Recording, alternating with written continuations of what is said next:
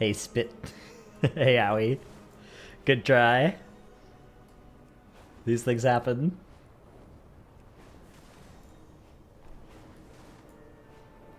How's TGP casting? Hey, Crassus. It was good.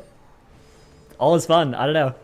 It's, I love casting, and it'd been a while. Like, we didn't have an event for, I think, like 3 or 4 months.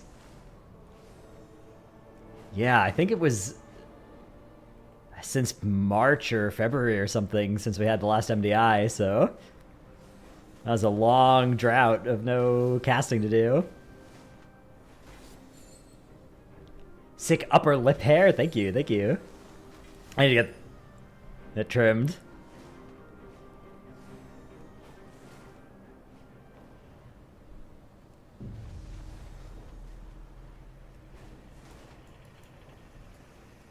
Yeah, it's good because now we've got, you know, Race to World First coming up, hopefully, in, I guess, less than 2 months, so won't have to go too long, hopefully, without casting something. If I get to cast the Race to World First again, of course. Thoughts on Echo taking back the crown? Not sure it's terribly surprising. I think it was a little surprising given how vulnerable they looked in their Cup weekend. But yeah, I mean, obviously, that team is really, really, really good. Miscount came so close to the comeback of the century. Yeah, I mean, miscount, like 40 minutes before the end of the day, if Echo and Mandatory just didn't end up clutching out that Azure Vault and miscount didn't miscount, they would have won. Yeah, Mandatory was looking better for most of the weekend.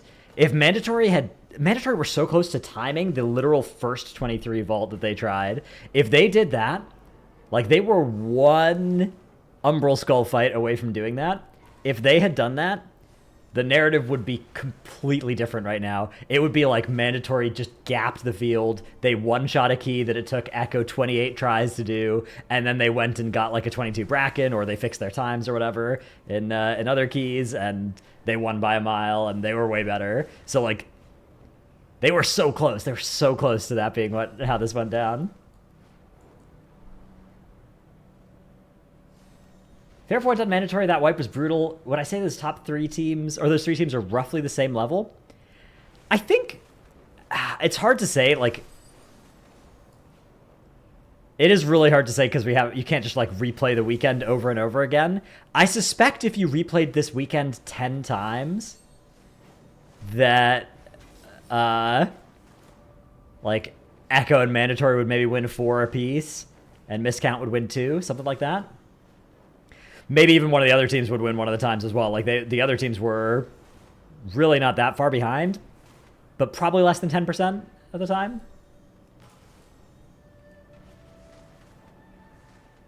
I wasn't expecting it to take that long to get the 23 Azure Vault without any inside information. Yeah, I mean, multiple teams apparently did it during practice as well, but I don't know. Raging in there, I guess, is a pretty big wrench to throw in the plan. I feel like Echo is just more comfortable under pressure, yeah. Echo definitely are comfortable under pressure. I think Mandatory at this point are as well, but that is certainly a strength for Echo, is that they very rarely, like, tilt and then start playing worse after something bad happens. Who won? Echo. Echo won. Hey, Woo Sage.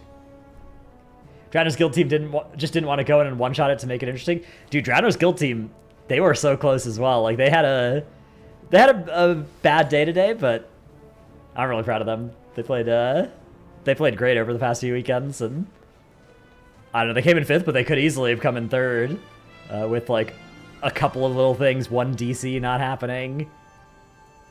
Now, of course, it's not like they were the only team to lose a bunch of time to a DC or to something stupid. That's the thing, is that happens to, like, every team that has that happen at some point during the weekend pretty often. Do you know if each team has VOD watchers to steal other teams' strats? I know that they... I mean, I suspect that most of them do, yeah. I don't know that for sure. But I would be shocked if they didn't, yeah. At least the top few teams. Like, just have somebody... You just have somebody recording each of the POVs of the other people that are required to stream. Knew they were gamers, but still surprised how strong they were. Drano's guild team, yeah, me too. Me too. Drano's guild team, like, I don't know. I always get the sense when I'm playing with some of the people in my guild that they're like really, really good, you know? But it's hard to be sure. It's hard to be sure how they're going to stack up with, you know, the best players in the world. And I think that the way TGP went this time around, pretty good. Again, like, you know, we're not a Race to World First guild. We're just game. But we got some talent on the roster, that's for sure. Now that TGP is done, Hopeful can kill Mandatory. Yeah, well, I think Hopeful's next objective is going to be to kill Echo's raid team, because that's the next competition he's taking part in, I think.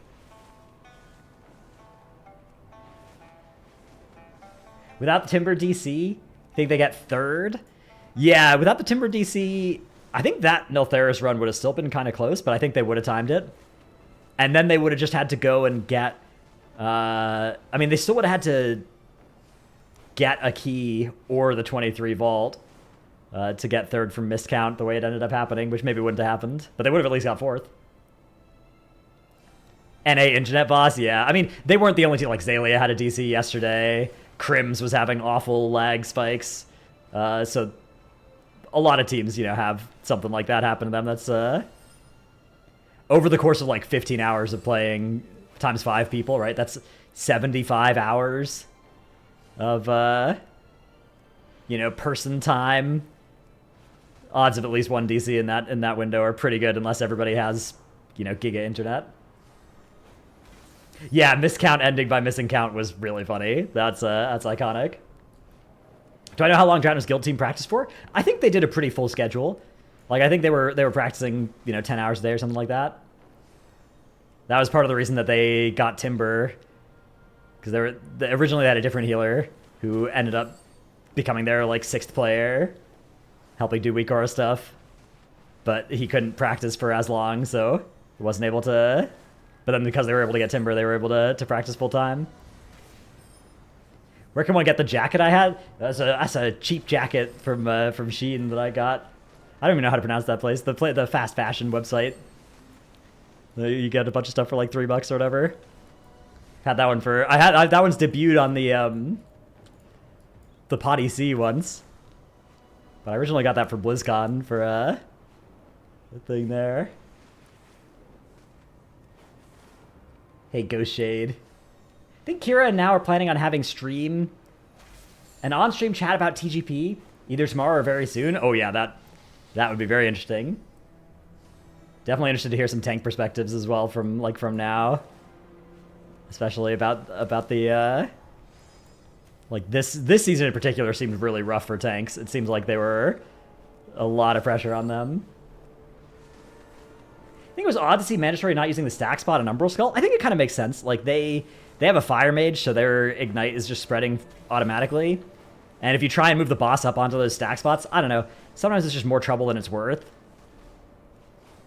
And if you know you can just handle them however they spawn, then you get a lot more, like, you don't have to move as much. You can dodge the orbs more easily because you have space on all the directions around the boss to move. Pronounced like Shine? Interesting. Completely random. Dorky mentioned you and him talked about the tank changes. You're gonna rip the VOD and publish? Yeah, it's this week's episode of the Pod EC is that. It includes that VOD and then also another hour that we recorded before the tank changes came out. But that should be out already. It's always humbling watching people triple chest 18s when mortals struggle to chest 12s to 14s. Yeah. Yeah, I mean, the way that the key level scaling works out is like, if you can time a 21 or a 22, you know, you can 3-chest 17, 16s. But then, yeah, of course, you know, I go into 17s and die, it happens. That's, it's a very different thing. Money broadcasting as always. Thank you, thank you. What can we expect from pre-patch? So, a bunch of class changes, like a bunch of kind of the scaffolding for the new expansion comes in. And then the actual pre-patch event starts the next week, which is, you know, basically a source of a bunch of catch-up gear and some toys and heirlooms and that kind of stuff. But yeah, it's mostly not too much actual content. It's just, you just kind of get an opportunity to feel out your new class and spec trees and stuff. But the hero talents aren't available yet because you need to level up for those. Will tier sets deactivate again? I'm actually not sure what happens to tier sets. Watching on Twitch is way better than YouTube. Yeah, I try to have both available, or I've been streaming to both recently. I always watch streams on Twitch, but I know there are people that have like YouTube Premium, so YouTube is a better way for them to watch. XP Squish is next week. I don't think there's... Oh yeah, I guess they're changing... Like, yeah, any leveling kind of changes. Like, basically, it is patch 11.0, so it will be any of the kind of big changes coming War Within. I don't actually know exactly what's happening with XP or leveling, though. Do I know if recent healing changes go live with pre-patch or a beta thing with War Within? I'm not 100% sure. I know that a lot of the changes in the beta builds have then been put into the PTR notes as well that week. I don't know if the healing changes are included in that. My guess is probably yes, but I don't know for sure.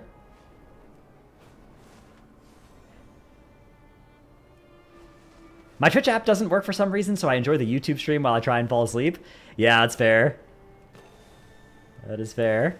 Especially if you don't have Twitch Turbo and if you're not subbed, and then you're watching, you have to watch ads on Twitch if you're on your phone.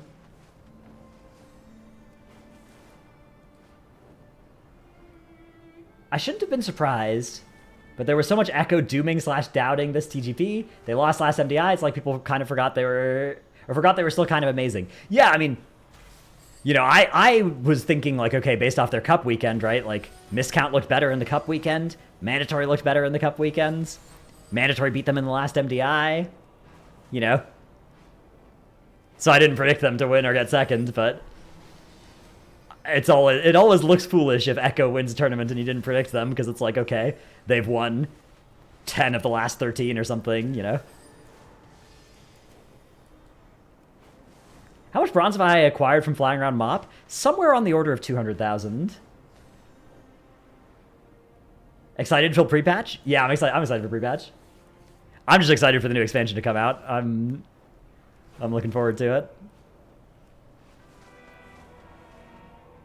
Are they taking away crests? I'm not sure. I don't think so, but maybe.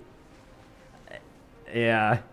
I'll admit, I don't actually have that good of a handle on exactly what is changing in pre-patch, because it doesn't really matter to me. So, like, whether tier sets are staying on or off, whether crests are saying, all those things are, like, the thing that I like for pre-patch is I'll you know, do the pre-patch event, get all the stuff from that, and then, like, prep all my characters for leveling. But if I end up having a character that's, like, down 6 eye levels on some slots because I didn't have the crest to upgrade in that, no big deal.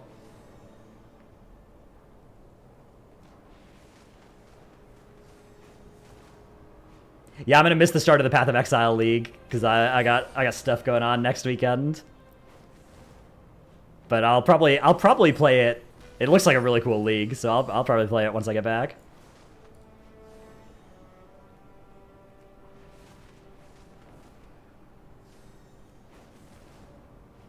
What's going to be the tank meta for the raid?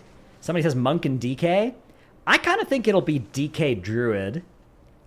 Not because Druid is particularly good at tanking, but because I don't think you want to play any other flavors of Druid and you need Mark of the Wild. So I think it's going to be the tank that is saddled with bearing that buff, as it were.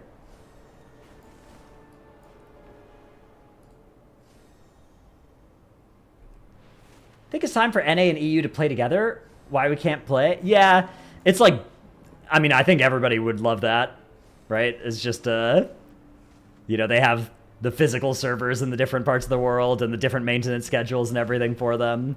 So I imagine it's like it's mostly just a logistics problem for Blizzard that they don't think is worth changing.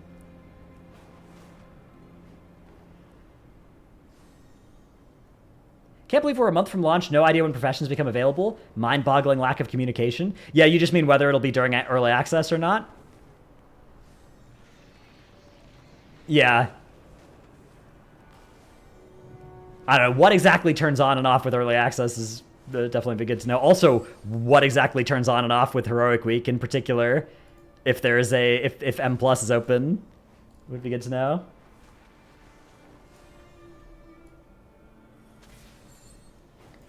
How do you get such a good understanding of what's going on in others' keys? Is it gameplay experience, or do you need to watch keys?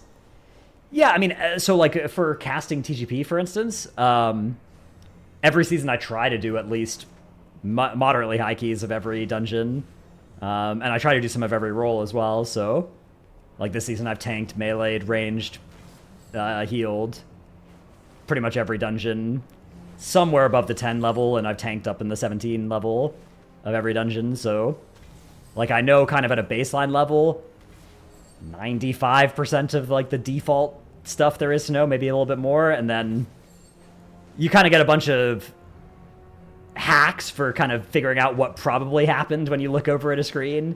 You know, like the different parts of the screen you're going to look at. You'll look at the bloodlust timer, the B-res indicator, looking at debuffs on people's frames and trying to reconstruct what happened in the last 30 seconds if you weren't actually watching. And you just like an understanding of like what usually wipes people in different areas, so what probably happened. It's definitely a tough skill to have good, like whenever you're trying to watch 4 keys at once, being able to actually notice when something interesting is happening on one of them and then figure out exactly what it was that happened is pretty tough. So I screw it up a lot. Everybody screws it up a lot when you try.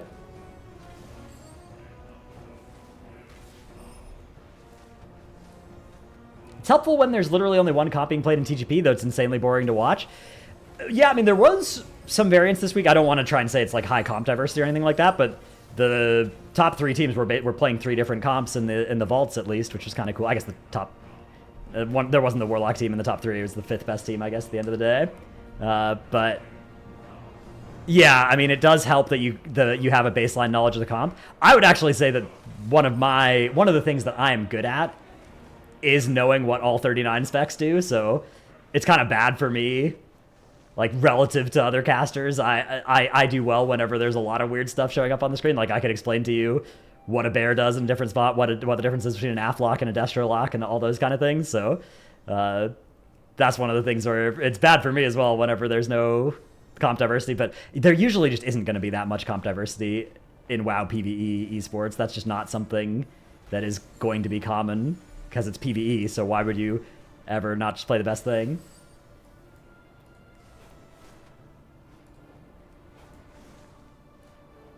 Thanks, Blue Waffle. Hey, Tobo. Can't believe Miscount came from day 1 to ending up being 3rd at the end of TGP. Great comeback from them. Great casting. Love hearing you on the broadcast. Thank you. Man, this is proving to be quite a hard bronze orb to get. Yeah, the comeback story from them, from Madge as well. Madge almost put together a run on the last day, although they ended up having a bad last couple of hours. But other than that, they had a good first couple of hours of today. Score multiplier for playing bad specs, in your opinion? Yeah, the problem is it's very hard to design a score multiplier for bad specs that doesn't just either still not have them be worth playing or have them be now the best spec to play. Like, if you write a list of multipliers for all 39 specs in the game, and then you give that list to Echo and Mandatory and Miscount, the odds are pretty high that the teams are going to come up with the same answer for what is the highest... what is the highest key that they can do? Like, which of those comps is going to be the one that gives them the most points? Hey, Stormfire. Still want to know if Miscount did that ending on purpose? No, they didn't. They did try and play it off like they did afterwards. The good news is it didn't cost them result or anything. They would have got third either way.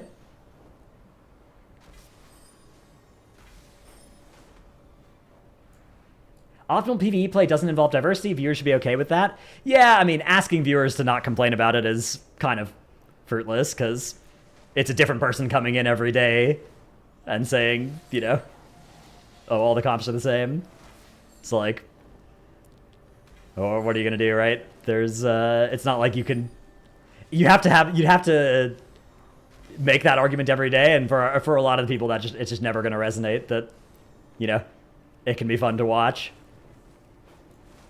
Like you can watch football and people won't complain that there's 5 offensive linemen on every team and a quarterback on every team, but you watch World of Warcraft and people are definitely going to complain because class diversity is like such a core part of how regular people experience WoW, how like the non-esport side of WoW works, that when that doesn't translate into the esport, it just doesn't, it rubs a lot of people like inherently the wrong way. Tactics, thanks to the raid. Hope you had a good stream. Thank you very much. But yeah, I mean, realistically, like, if the class balance is closer, there will be more diversity in TGP and MDI.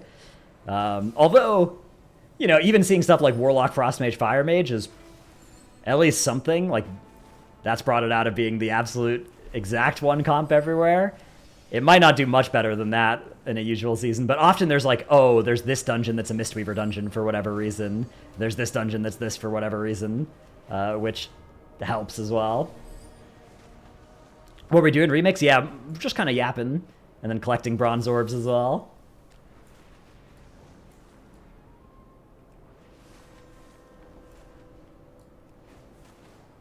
Do the competitors want more diversity? No, the people playing TGP don't really, like, that's near the very bottom of the list of like format complaints they would have. I would guess, for at least for most of the people playing TGP, is like, it's not, if anything, it's like people will have a complaint with this specific meta where they'll be like, oh, I don't like Og Shadow Priest because I don't enjoy the way that plays or whatever, and I don't like being forced to do that. But like, there's not going to be very many that take a huge issue with the fact that in any given season there's a meta that's pretty strict usually.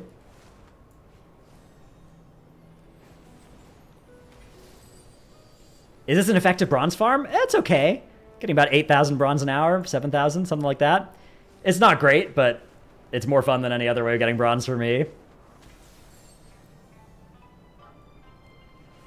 Imagine asking teams to prep 8 different dungeons with 5 different classes each. Yeah, that's the problem with a lot of different ways that you could force teams to play different comps, especially if you're revealing it on the day of. Like, you're revealing which 3 dungeons they are on the day of, and you're telling people that they have to play a different comp in each of the 3 dungeons, for instance.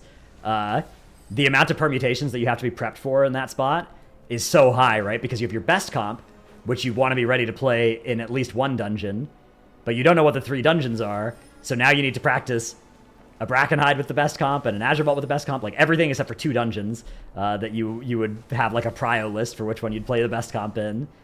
And then you'd have like, okay, well, this second best comp is actually pretty good in this dungeon, so if we get this dungeon, we'll always play this, sure. But, you know, there are 8 different dungeons this season. You get any 3 of them, for instance, and then just be in a spot where it's not that you have to practice all that, it's that Echo are going to be ready for all that. So if you want to beat Echo, and then of course Echo also already have like really good multi-classes on all those specs, you're trying to come in as a new team, you're just going to get beat up even more, because like the gap between every other team on their 5th best specs versus Echo on their 5th best specs is wider than the gap between everybody else on their best specs and Echo on their best specs.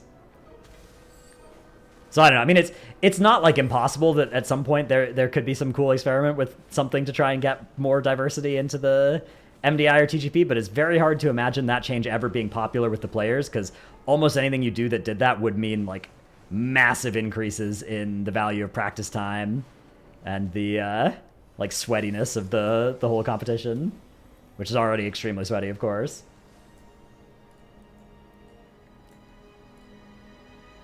If you remove Og, it's just Warlock perma now. If you took Og out, quite a bit would change, I think. Like, the Shadow Priest Og, and then spec that benefits from power infusion and Og buffs, synergy is definitely pretty strong. There's a good chance you'd still have, like, Spriest Mage. You might play Spriest Mage Lock. I bet that team would be good. But I don't think it would be locked in by any stretch.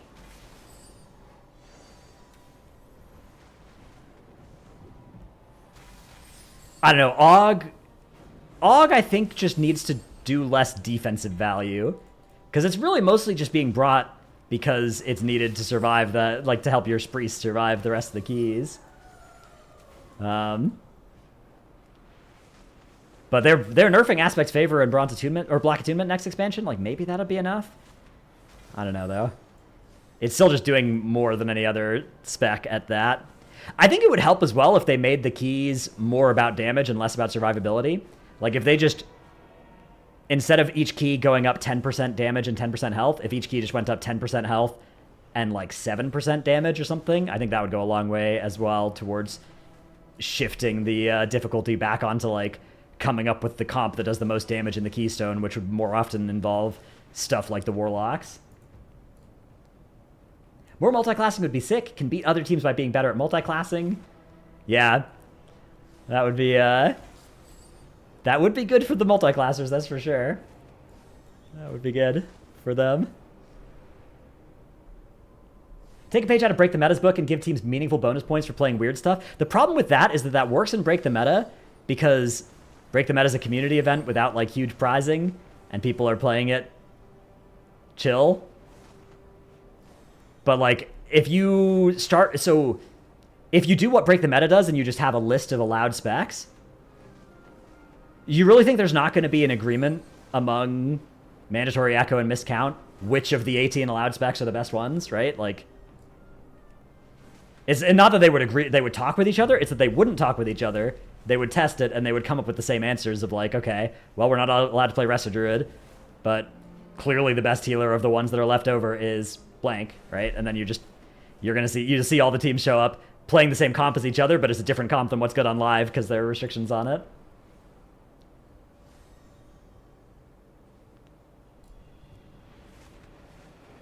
Have options you can sub into one slot and it gives you some kind of bonus. Yeah, but again, like, either that bonus is good enough to be worth not playing the best comp anymore, in which case every team will do it and they will pick the least costly way to do it, or it won't be good enough and then no team will do it, right? Like, that you're asking to... You want to just... You don't just want the teams to play something off meta. You want them to all play something different off meta than each other. But the reason that they're playing something meta all at the same time, the same meta thing, is because it's easy to figure out pretty much what the best stuff is, and that would be true whether or not they're trying to figure out what the best stuff is with no restrictions or with some restrictions.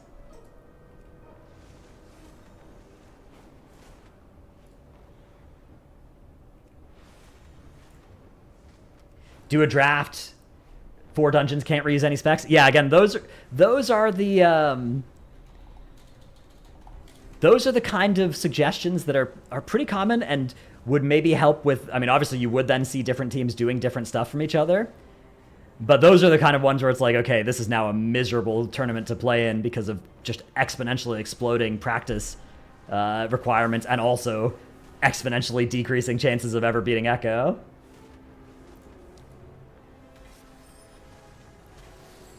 But maybe people would still play it. I don't know. I don't know how many competitors would quit. I think a lot would, because I feel like the problem with that is that now, like, as it stands right now, it's better to practice for 12 hours than for 8, and it's better to practice for 8 hours than for 4. But it's not, like, that much better. And that would change a lot if you were now going to get value from practicing 50 different possible, you know, combinations of dungeons and specs that you might want to use.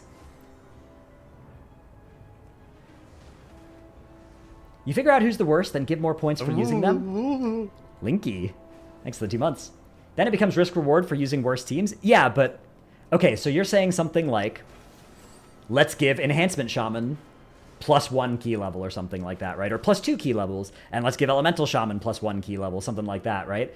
You have some kind of bonus like that you're proposing. The actual specifics of what numbers you pick are a little bit less important, because the answer is that all the teams are going to sit down, they're going to look at that, and they're going to be like, okay, is this worth it? And the odds that they all come up with the same answer as each other are extremely high. Now, could you balance it so that it's just on the line, where it's just barely teams would be indifferent between all the different comps? Yes, you could, but that would require somebody who was really, really, really, really good at figuring out what that exact number needs to be for each one. You can't just pick any number. You'd have to have somebody, you know, with an extremely, extremely good understanding of exactly how costly it would be to swap out a Shadow Priest for an Elemental Shaman. to then be able to properly give you the right amount of bonus points so that you're, again, you wouldn't want the teams to prefer swapping out. You'd want them to be indifferent, right? So that then if they had somebody who was a specialist at one spec or another, they would play that, and that would be the deciding factor. Thoughts on the tank nerfs, how you feel about it moving forward, particularly so close to release? In addition, do you think they'll listen to community feedback on how bad this is?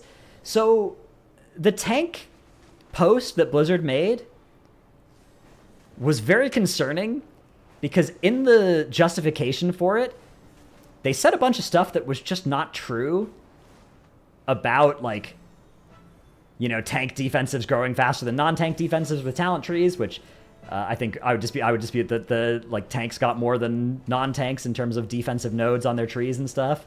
They said a bunch of stuff basically like that they justified with some really, really bad justification the changes that they were about to make. However, the actual changes they made really aren't that bad. It was weird. Like, having played with them now a little bit, I think the DK change is actually pretty good. I think that really sets them up to be able to balance DK so that it's good but not broken in the future. The Brew change is just a straight up buff. Paladin, I think, still in a bit of a weak spot. And I definitely, you know, I like the way that they nerfed them. I just don't like the fact that they nerfed them. So hopefully they can just get some more power there. And I'm also a little bit concerned that just making tanks even a little bit weaker is really rough because tank is already a really low participation rate role. And so making tanks weaker, even if it's like going to be fine and healthy, probably for me, like I certainly am not worried about my ability to live in raid or in keys. But I am a little bit worried about whether somebody queuing up for a +3 key is ever going to be able to find a tank if you make tanking even like 10% squishier. So that is something that I am definitely a little bit worried about with it. But it's weird because the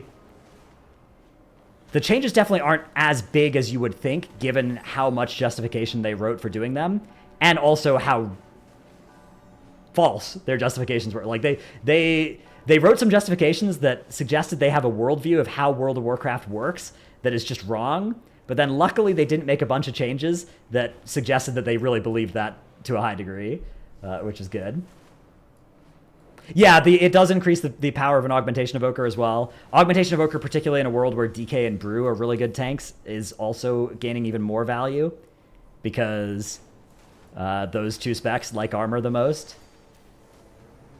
So that, you know, further increasing the importance of an Augmentation Evoker is something that I don't think is good. I think Aug Evoker just giving armor to the tank is probably sketchy. Like, I don't know, reactive scales or something. That probably needs to be like a longer CD or something that you just don't have full uptime on, something like that. Yeah, I do think Prop Pally should be on their radar for buffing it.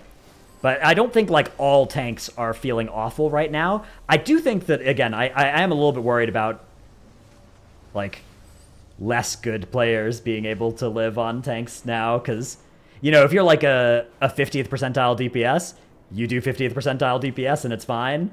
And if you're 50th percentile tank, I think you're a little bit more worried about now just getting murdered in these keys, particularly if you're playing with 50th percentile DPS who aren't kicking and then you're paying the price for it.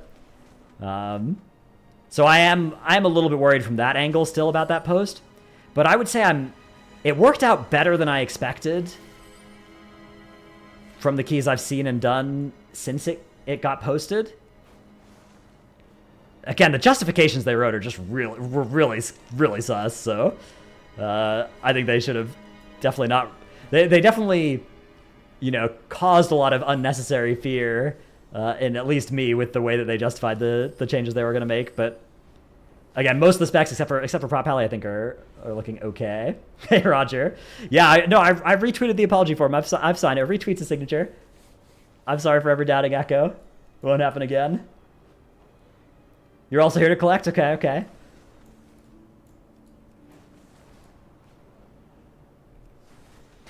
Hey Flex, hey Mirez. Why did Crims leave mandatory and go to NA? I don't know.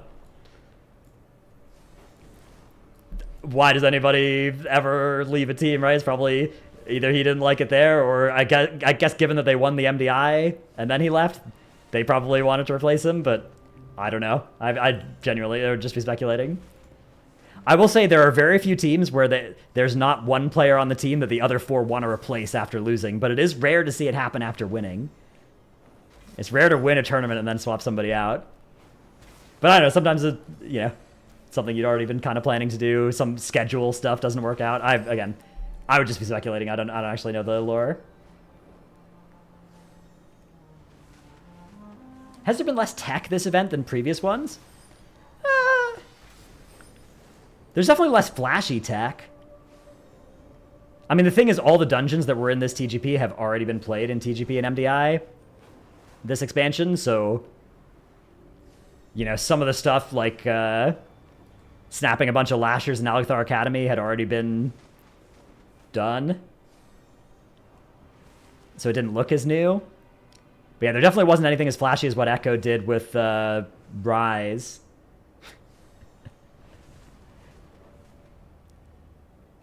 Best tank? Kind of feeling Blood DK, but I don't know. I feel like I'm gonna have to play Bear because I feel like nobody else wants to play a Druid, so that's what I'm gonna play next season if they don't buff the other Druid specs. You need help to pick for your guild, yeah. Well, if you're a team player, I think you might be on the Bear as well. I don't know. Hopefully they just buff one of the other Druid specs and we don't have to. But that's my current guess. How's Prot Warrior feel? Prot Warriors felt pretty good. I've been playing Prot Warrior a lot during testing, and it felt good. But at least as it stands right now, I don't think you need a Prot Warrior because you're going to have a Slayer Fury Warrior too. So I feel like you're just going to need to fill a raid buff with one of your tanks. Maybe not, though. In which case, maybe you need a Brewmaster to fill that buff as well. I don't know. Like, I think you want one Blood DK, and then you want to fill a raid buff with your other tank spot, but tuning feels so incomplete right now on beta that I would really not make any decisions yet. That's just like that's my guess based on what probably will happen with tuning. Like if tuning ends up being what they usually do.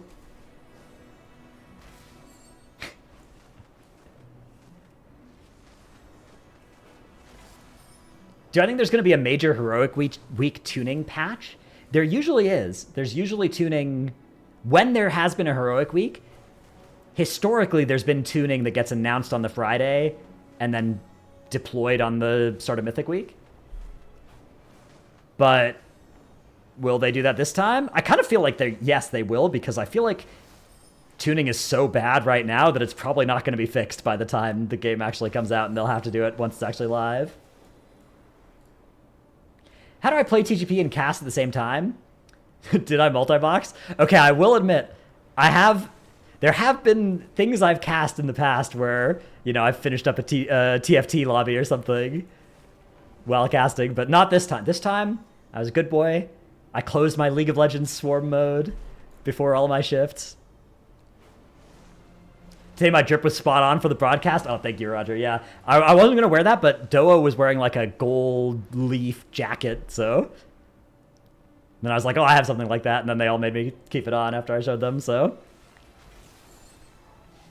yeah, I've got that here. I got this thing.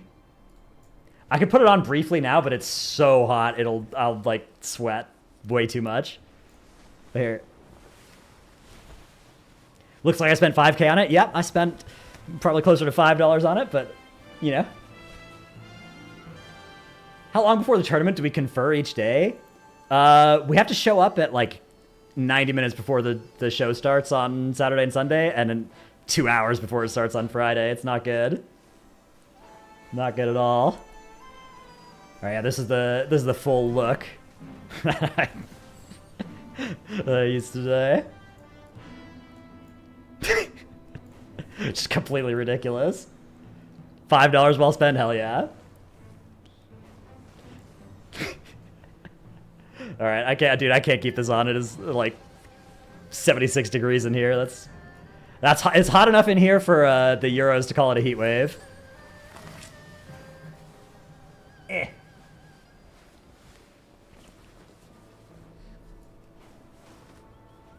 Gotta unbutton the top button for ventilation. Dranos drip stonks. Hell yeah, hell yeah. God bless your frigid air. Yeah.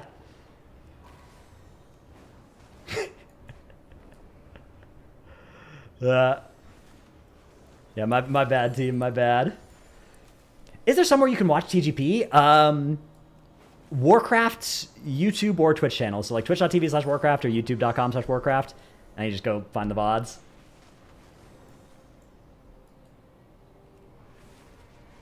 How hot is the Echo facility in Race to World First on end bosses? I don't know. Echo has... The 4 races that I've cast for Echo have been in 4 different locations. Amirdrasil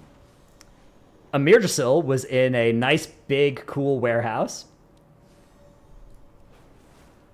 Aberrus was in a... I would say slightly warm. It was also summer in Aberrus, and it was winter in Amirdrasil. Aberrus was in a arcade. It was cool. It was a cool venue. That was good temperature as well. The temperature, they had AC, I think. Vault was in a pretty small venue in Switzerland. It was like a game store, half, I guess, bar thing, lounge. I don't remember what the temperature was like in there, but I do remember that Sepulcher was in a gamer hotel, and then they like blocked off a floor to be the Race to World First. I remember it being pretty hot there, especially because it was February, but there were so many computers running in some of the rooms that I remember the temperature was reasonably high. Kratos, how do you keep progressively getting more handsome? The power of AI, enhanced cameras is getting better every week. Can confirm you wear a jacket on all of them. Yeah, I remember you always are somebody that gets cold, right? I'm usually somebody that gets like super warm. Hey, Terrasant. Hope you had a good stream flying around Mop like I'm doing. Government name? It's literally not the other name is your government name. I love Dratno's team guild. Yeah, I'm really proud of Dratno's guild team. Those guys did so well.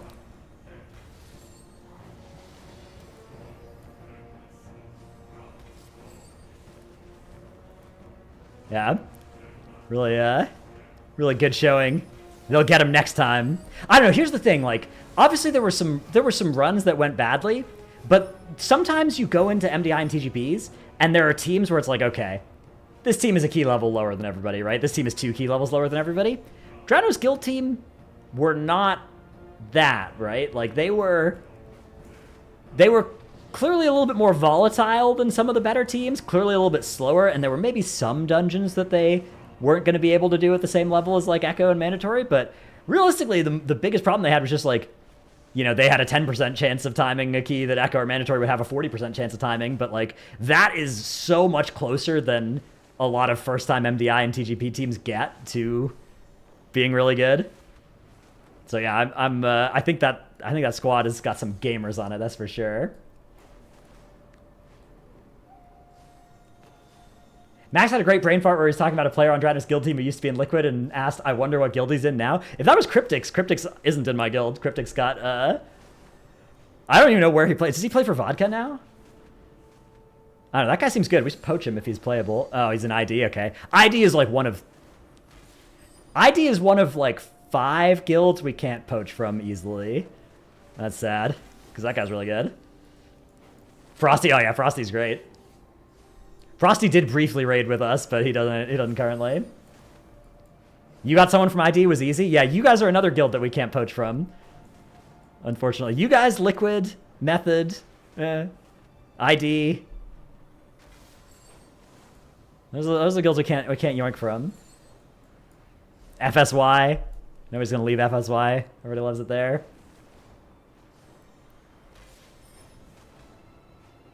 How are Echo and Mandatory so cracked? How do they do it? These are the mysteries.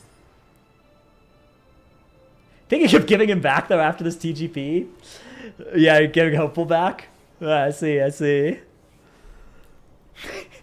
I mean, he did sort of, once he arrived on Mandatory, they did stop winning. If you guys lose this Race to World First, you absolutely know. Okay, here's the thing. Hopeful, now you have an excuse if you lose at Race to World First. So you're kind of just playing with the house's money in Race to World First, right? Either you win and it's great, or you lose and you blame Hopeful.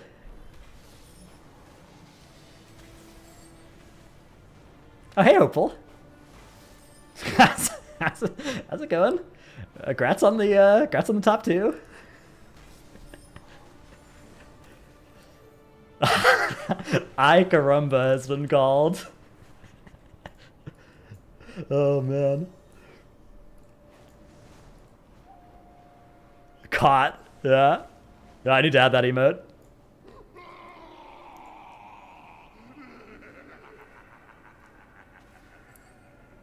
How's Team Mandatory feeling?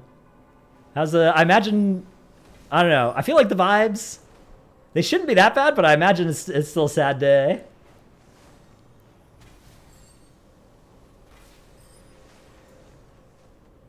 Sad day for sure, yeah. That's tough. Say the vibes are hopeful. Ooh, clever pun there.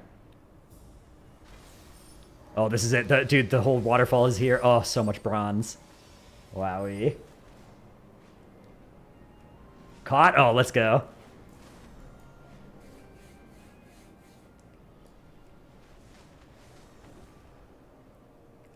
What's sadder is that NA is happy with finishing in the rear. Well, NA finished 4th and 5th.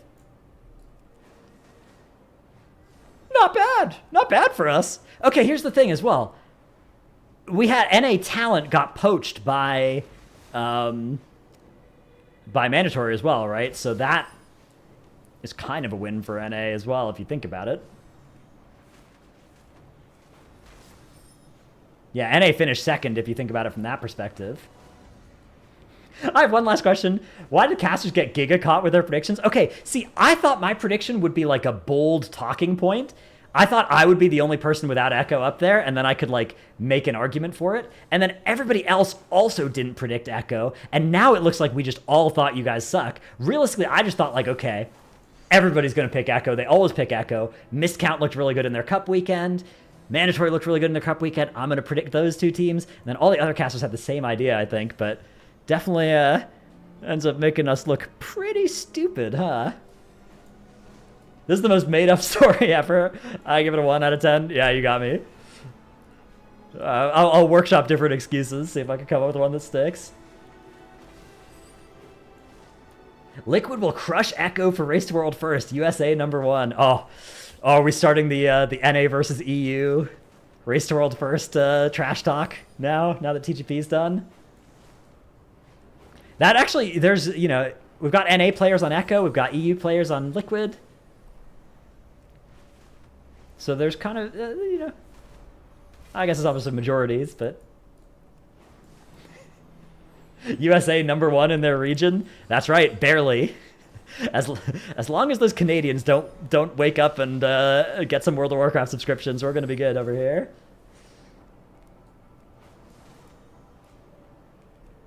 Didn't DGT predict the top 3 teams? I think so, yeah.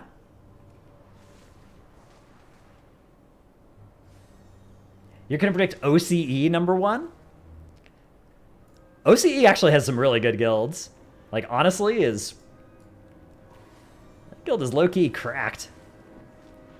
And they get the NA reset as well, so I don't know, they don't really go for World First or anything, but that region has a lot of talent especially for the population size compared to NA and EU. OCE #1 after NA and EU get banned for exploiting Helia breaths, yeah.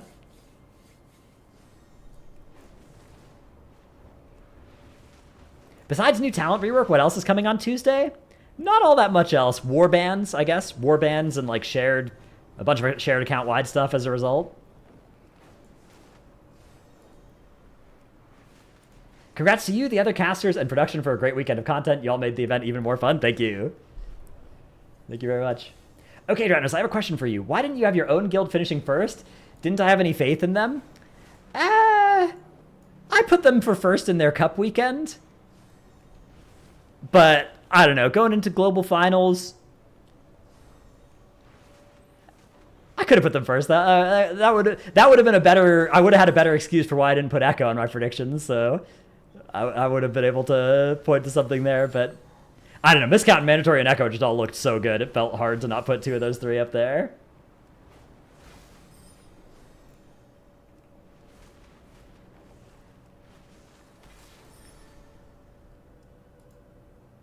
Anyone know if bullions will go away? I think they don't, but I don't know for sure. I guess, yeah, if there's stuff you want, maybe buy now. Even if they're not supposed to go away, bullions have bugged out twice so far this season, right? Or was that just upgrades? Interesting. Trevi, thanks for the 6 months. Here's your Prime sub so you don't have to donate plasma anymore. I donate platelets or whole blood usually. But I also don't do it for pay or anything. I just do it so that I can then be a dick to my guildies and still have the cosmic scales be balanced.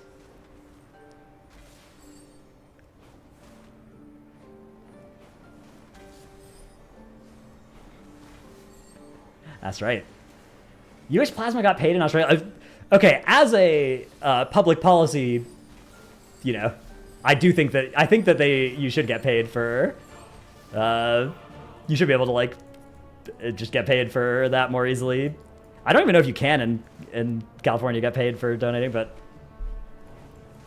I don't know. I guess it's like a little bit. It creates a little bit of bad incentives for people who are ineligible to, like, lie about it so that they could then do it and get paid. When you donate, do you get +1 on your personal blood bank in case in the future you need blood? I don't think so.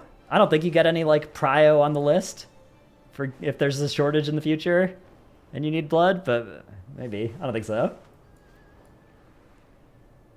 Thanks, Giant Hammer.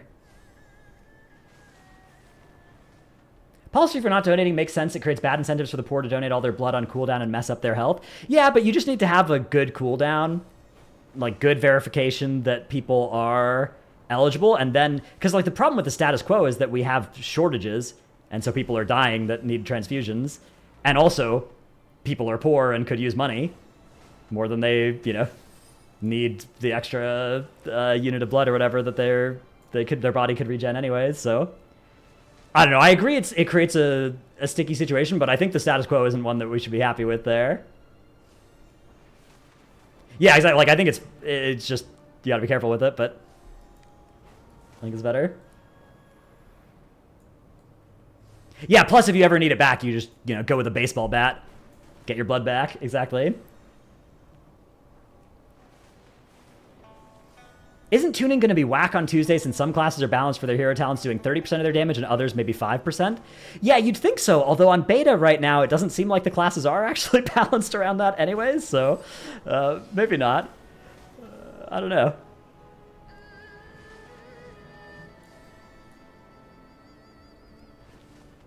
In my country, you get a free day from work for donating. Guess it's not applicable if you're self-employed. Yeah, that would be a pretty good policy as well. I guess that would scale how much it pays you with your income, sort of.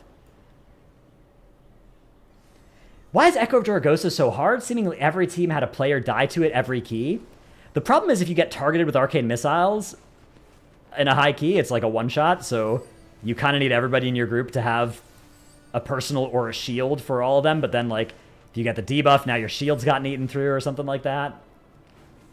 So, I don't know. I mean, it's just a one-shotty boss that's one-shotting random people. So they get targeted multiple times in a row.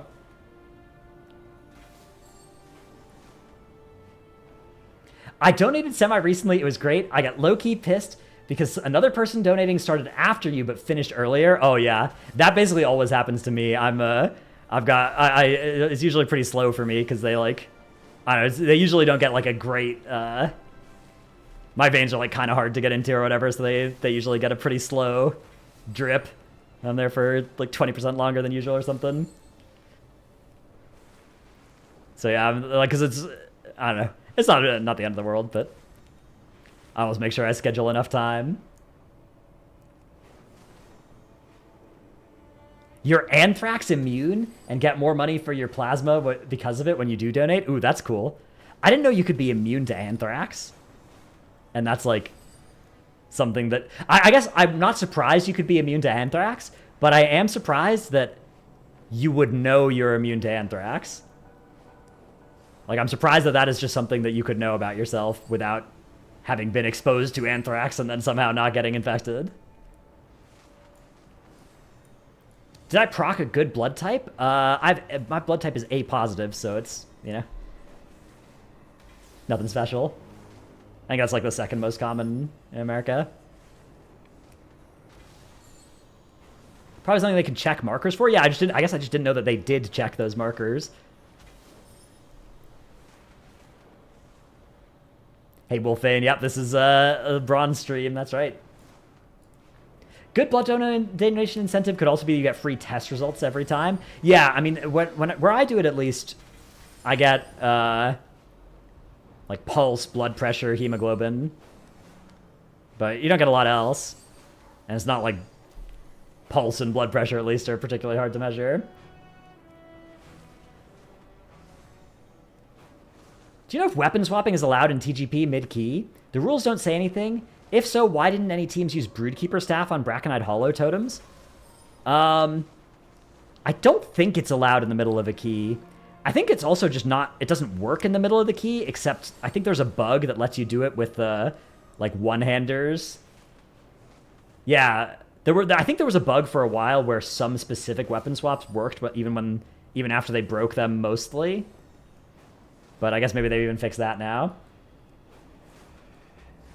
But yeah, you're definitely right. Otherwise, I know teams were thinking about playing Carnal X for the entire key, but I don't think anybody actually pulled the trigger on that. You played it for time trials? Yeah, okay, so it does happen. Anthrax vaccines are a 3-year-long series of shots every 6 months in the military. Interesting. I guess that makes sense.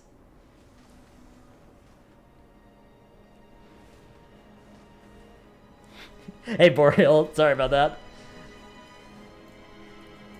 There's a macro for DPS Warrior to put on a shield. Did that get fixed ages ago? Yeah, again, I think there were some macros and stuff that did still work. I don't know if they do still work. But yeah, I know that there was weird stuff with like one-handers or shields or something being able to bypass the restrictions that got put in, but I think they maybe fixed all of them now.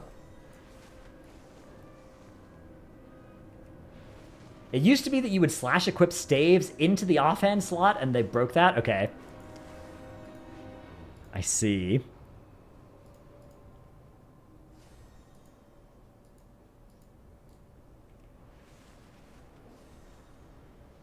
You can't weapon swap special weapons that they mark. There was a dual-wielding bug that let you, but you can swap regular weapons. Okay, yeah. I know for a while people were doing it with Gavel, right? Even like Feral Druids were swapping Gavel of the First Arbiter in for keys and Shadowlands. I think they did fix that. I'm sad Evoker got a legendary since the Broodkeeper staff is one of your favorite weapons in a while. Not being able to use it in Season 4 because of that legendary was sad. Yeah. Yeah, Carnal X was sick. Dude, it not only... like, Evokers, you would have just had more fun with no legendary this expansion because you just get a cool weapon and then you don't have to drop and then make that legendary. Although that legendary was nowhere near as bad to make as Firalath. God, Firalath was a disaster. That took like 20 hours or something to make.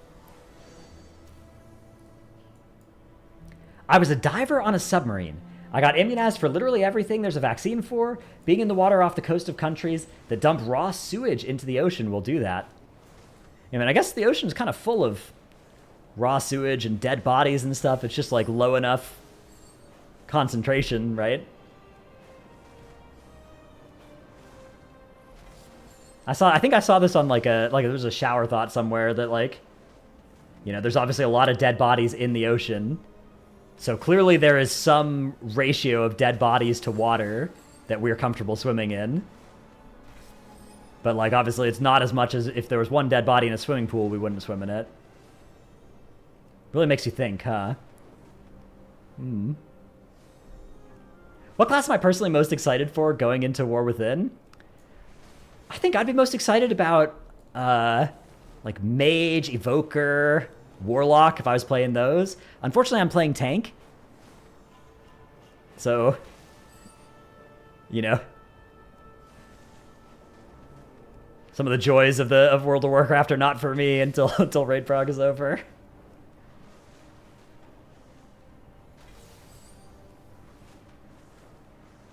Yeah, Blood DK looks pretty fun, although I think if we play Blood DK, I'm not going to be the one to play it unless we play 2. I think the other tank in my guild is going to get to play it this coming tier, because he's been playing it during PTR testing, and I got to play it during a Mirror Drasil, so he'll probably get to play it next tier. That sounds only fair to me. I'm looking forward to the new league, yeah. Looks cool. Mage looks sick, you're so excited? Yeah. Yeah, Mage looks really good. Drat Moose return? I think there's a good chance that I'll be playing Bear Druid, yeah.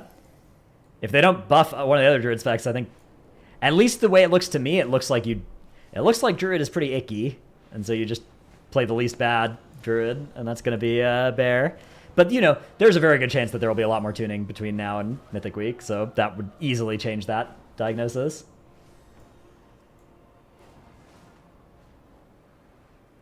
How is it the Dratnos tank change video made it seem like Blood DK and Bear were down bad? Well, I do think Bear definitely did get... Like, I don't think Bear is particularly up good. I think it's just going to be the least bad Druid spec if tuning doesn't change much from where it is now, which it probably will, but, you know, obviously if it does, we don't know how it'll change. But the thing is, for tank in Raid, you're almost never choosing a Raid tank based off of, like, durability. It's pretty rare that you can't just live on any tank in Raid. Keys are where it starts to matter more, but at least in Mythic Raid, you know, if there's a tank that's easier or harder to live on, like, usually you can still figure it out and live on the harder tanks, and if one of them then brings a Raid buff or something, like, yeah, you just make your tank figure it out and play it. Curious how the ratio of tanks versus healers is across the player base at the moment. I have a feeling that healers are hard to find compared to the previous expansion. Yeah, I kind of feel like both tanks and healers are going to go down in popularity with War Within. Because it feels like the changes being made to both healers and tanks are making them more, like, punishing to suck at compared to DPS. Like, you're going to wipe your group even more often if you suck at tanking or healing, and, like, obviously a lot of players suck. No shade, I suck too a lot of the time. So I'm a little worried about healer tank participation rates across the field. Was Bear ever really a great raid tank though? Yeah. Bear was Biss, so not in recent memory, but Tomb of Sargeras, Nighthold, Hellfire Citadel, right, as well. So yeah, you have to go back to Legion, which is a long time ago, but yeah, it was really good back then. But yeah, I mean, again, we're not talking about really bringing it because of anything except for Mark of the Wild. Eternal Palace? It wasn't bad in Eternal Palace, but I don't think it was used by that many of the top guilds or anything. Don't you think offloading some of the tank responsibility will make tanking less of a scary endeavor? Yeah, I feel like if tanks are taking more damage and, like, in more danger, that's going to mean that worse tanks die more often, and that's going to push them off the roll more. But definitely, like, if you can blame your healer and have the group accept that and not get kicked and called a noob tank, then that would maybe not be true. I'm just a little bit worried that would require kind of a big mentality shift from the player base, you know, writ large. What's Outlaw looking like for War Within? I think the best rogue spec with current tuning is Sub. None of the rogue specs look super... Like, they're not all that different from Dragonflight versions, for the most part. And in the ways that they are, I think they're usually a little bit less fun looking. Like, we're talking about some specs that, at least in the current beta builds, have some kind of annoying things that are required to optimize them without, like, a whole lot of any cool new fun gameplay and stuff. The hero talent trees also don't seem to be super popular among the rogue mains I know. So I would expect that, I mean, of course you need a rogue and raid for a Trophic Poison for mythic progression, but I would, at least the rogues I know are generally kind of, like, bummed. But I don't know, I mean, I suspect that if they just do a lot of damage, even if the playstyle is kind of bad, a lot of them will be happy enough with that. And as of right now on beta, it doesn't seem like they do that much damn. So that's maybe a tuning thing that can get fixed pretty easily. But yeah, the playstyle doesn't seem great for like most of the hero talent spec combos.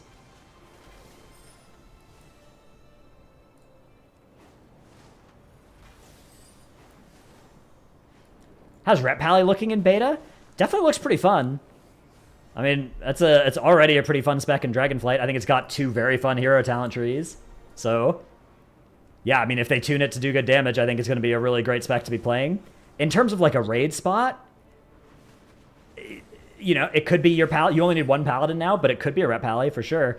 Usually Holy Pally ends up being like a really valuable healer just in terms of how its healing profile fits in on a lot of fights as well. But that could change this expansion. That could be one of those kind of sacred cows that goes away in the new expansion. So also Rep just might be good enough to compete for those last few spots. I'm not sure. Like, I think if they released the beta build that's out right now, you probably wouldn't see a Ret in top guilds, but you probably would see a lot of people playing Ret if they weren't trying to do like World Top 100 Mythic Prog, because it just looks like a really fun spec, and I bet a lot of people are going to want to play it. How do you dual stream to both Twitch and YouTube? Did I notice it's any harder on my internet? So my internet is really good. It's never been like the limiting factor. I like streaming just to Twitch uses, I think, less than 10% of my upload. Streaming to both uses like 20% of my upload or something, but it's still never. I have like fiber, really good internet. So you just have a plugin. There's an OBS plugin you can get that lets you stream to both easily. And I apparently assume Stream Elements OBS is just going to have it as well. So once that happens, then I can stop using this like random Japanese plugin I found that lets you do multi-streaming. Did I name myself after the guild team? Yeah, that's right. On a scale of 1 to 10 points, how many points does Dragonflight get? I think Dragonflight's a solid like 8. I don't know about you guys, but as soon as I saw that question, my mind immediately went to 8 out of 10 for Dragonflight. 8 was also your answer? Yeah, it feels like a kind of a clear 8. 9 min? I don't know. For me, like, M+ seasons 2, 3, and 4 have got to cost it a point. Because those seasons were pretty unfun to play for, actually, and season 1 as well, which just had a bad affix, but like, they all were so close to being really fun to play, and then just had, like, fatal flaws that just went unaddressed. The raids were pretty good, but I don't even think the raids were necessarily as good as Shadowlands raids. In terms of, like, all-time banger fights that came out in Dragonflight versus Shadowlands, like, Shadowlands had Halandras, Anduin, Rygalon, Sire Denathrius, Sludgefist, Painsmith, Jailer, arguable. I know a lot of people don't like Jailer. I like Jailer, but it definitely had problems, sure. Whereas Dragonflight had Sarkarath, Fyrakk, but Fyrakk had a lot of problems. And then it just kind of had a bunch of Tindral. I mean, obviously pre-nerf Tindral, if you're the kind of person who's into that, which I know a lot of you guys aren't. I am, but I know you got, that was definitely, for me, a high point of the expansion, but obviously they, you know, that one had problems. There were more fights I enjoyed progging in Sepulchre than I did all of Dragonflight. Yeah, I think that's fair. I actually, for the first time, didn't complete my trading post in June. Just didn't want to log into the game. Ooh, yeah. I've finished my trading post, but it was effort for me to get the July one done. Yay, Fiber. Thanks for the Prime. 7.5 overall. Feels like every X-Pack is a banger if you remove one thing.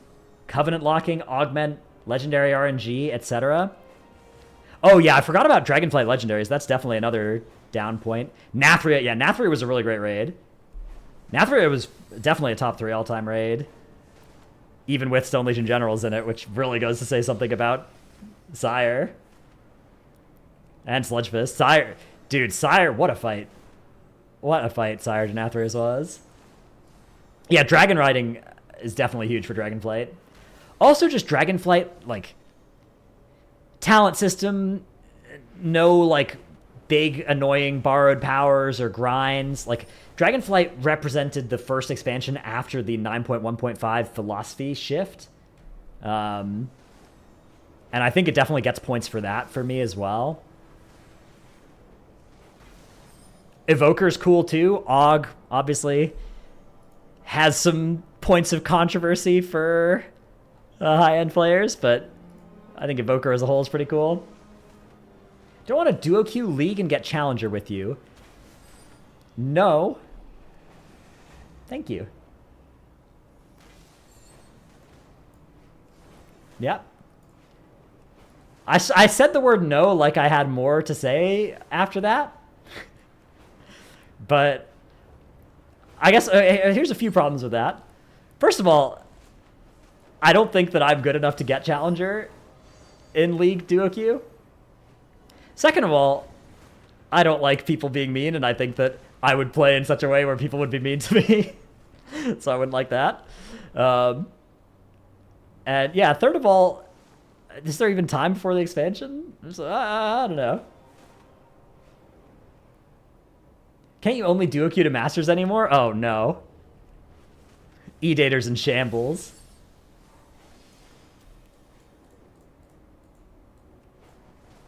Fourth of all, Corey is also not good enough to get Challenger. Note that I didn't even say that. I wouldn't be surprised if Corey is good enough to get Challenger. Corey is a, youthful gamer. I bet if he put his mind to it, he could be great at League as well.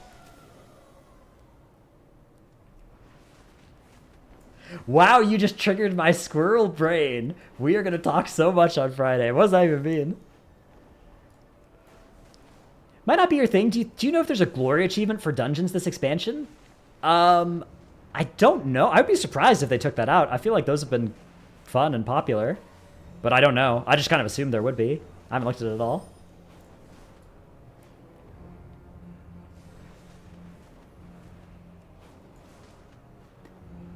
How many classes or hero talents do I think full or mini reworks with their current design?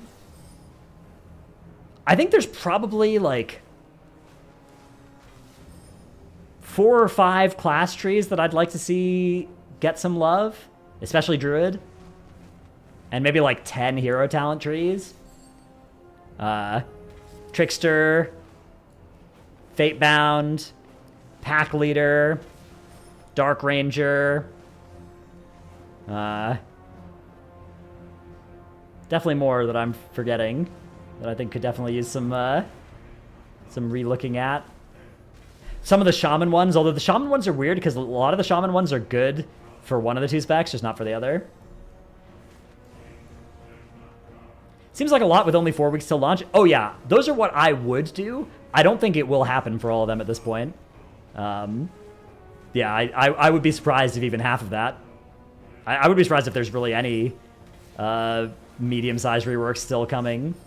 But I hope so. I hope there's at least a few. There definitely a couple wouldn't be too much to ask for, but that many I think would be. Oh yeah, both DH trees for sure. Especially Aldrachi. I think Fellscarred isn't too far off. Cashy raids, thanks to the Prime. Like Fellscarred they just need to make empowered Immo Aura, do something cool and good. And then like balance it to be good numbers. That's probably fine. Yeah, Moonkin.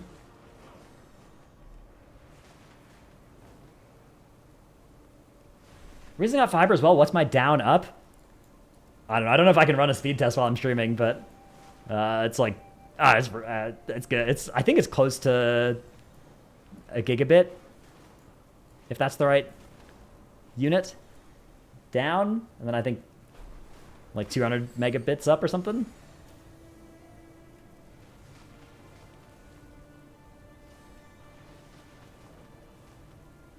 I'd like it if they made Shadowpan not feel useless for Brewmaster. Yeah, Shadowpan strikes me as a...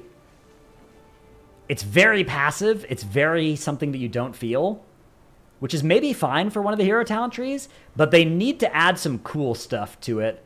Even if it's just like literally just having Taran Zoo show up and like, or like an image of him or something show up when you trigger Flurry Strikes or whatever, would I think go a long way towards making it feel like you actually have a hero talent tree. Or just like playing some kind of special animation. giving you some kind of thing that makes you feel Shadow Pan-y. Because as it stands right now, like, you could literally talent Shadow Pan and not notice it at all.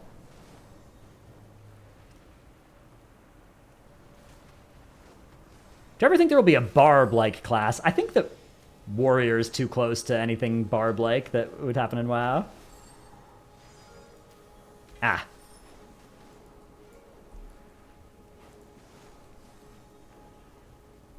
What build am I gonna play on Friday? So I'm missing this weekend. I'm out of town this weekend, so I will be starting Path of Exile on Monday. With I'll probably play Solo Self-Found this league. Just play something. I don't know. I've been thinking about playing Melee Ignite Chieftain. Maybe Ground Slam Warcry Ignite. Yeah, Bat Chest.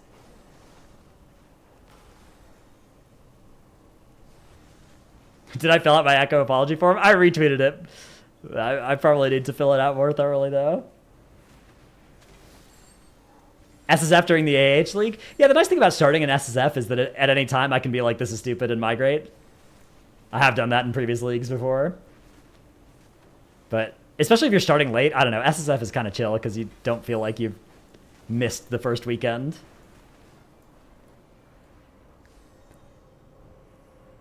Yeah, Chieftain with the new max res nodes near that part of the tree as well. 90 all res is going to be easy.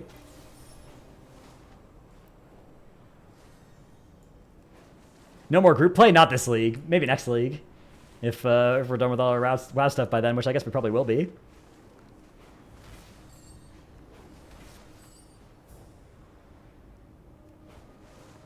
At least not for me. I look at PoE and realize there are some games you're too stupid to play. Yeah, Path of Exile requires you to enjoy the process of being stupid at a game, I would say. Like, if you aren't somebody who... If you're the kind of person where your friends pull out a board game with like 700 pieces and start setting it up and start explaining the rules to you, if you don't enjoy that feeling of being overwhelmed and not knowing what the hell is going on, you're not going to enjoy Path of Exile the way that, like, I enjoy Path of Exile. You might enjoy it for other reasons, but I feel like that is the main, like, feeling that you chase from Path of Exile. And then, after 1,000 to 5,000 hours of playing it without any idea what's going on, then you start playing it with, like, some idea of what's going on, and then it gets even more fun. Do I know if we get hero talents on Tuesday? No, hero talents only unlock once you hit level 71, which is not possible until War Within comes out.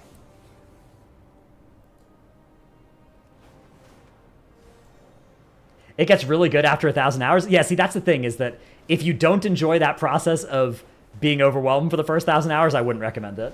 Okay, realistically, like, the first 40 hours or 100 hours are going to be where you're the most overwhelmed, but I would say, yeah, the first 1,000 hours still even, you're going to be playing a game where you just don't fundamentally understand a lot of stuff, and you're kind of working with very incomplete knowledge of the underlying game, and whether or not that's fun for you, I think, is the most important variable in whether you should play that game. Go fast, monster kills all you need to. Yeah, if you're just yoinking a good build guide, it's less. But if you're like actually trying to understand, like, you're trying to understand the core, like the actual, like if you're trying to get to a point where you could create your own build and have it be good, for instance, that's a very long time. Yeah, if you just want to copy somebody else's build, and just like play the game, it's a lot easier, of course. Yeah, and if you can always buy good stuff, so you don't even really have to understand the crafting as well. Yeah, if you ever watch Ben stream that game, Ben streaming that game, like, first of all, he just is really good at the micro, like the reactions, all that stuff. You know, he's good at every ARP. Like, he's good at D4, which is obviously way simpler and is much more boss fight oriented, but he's good at that side of it too. And he's good at all of the other stuff as well. It's kind of unfair. Like, he just has a really good intuitive understanding of a really complicated crafting process, and he can just intuit what a good way to craft any given item that he wants is. And he has a good intuitive understanding of, like, what's a valuable, what are good trade-offs when making a build, and like whether a build is going to be good or not for him. Realistically, you should just copy other people's builds, figure out why the builds are the way they are, and you'll learn to tweak it the way you want along the way. Yeah. Yeah, that's definitely the strat for getting started. How many DPS is my build? I don't have a POB yet. I'm still in the thinking stage. Can I tell Max to unban you from his chat? You got banned over the weekend. I'm a cosmetic moderator in Max's stream. I'm not an unbanner or something like that. I think probably submit an unban request. I think he usually unbans people that didn't have something too bad and submit a reasonable unban request. Aren't all of his mods meme mods? No, he has some actual mods. And then a bunch of us meme mods, yeah.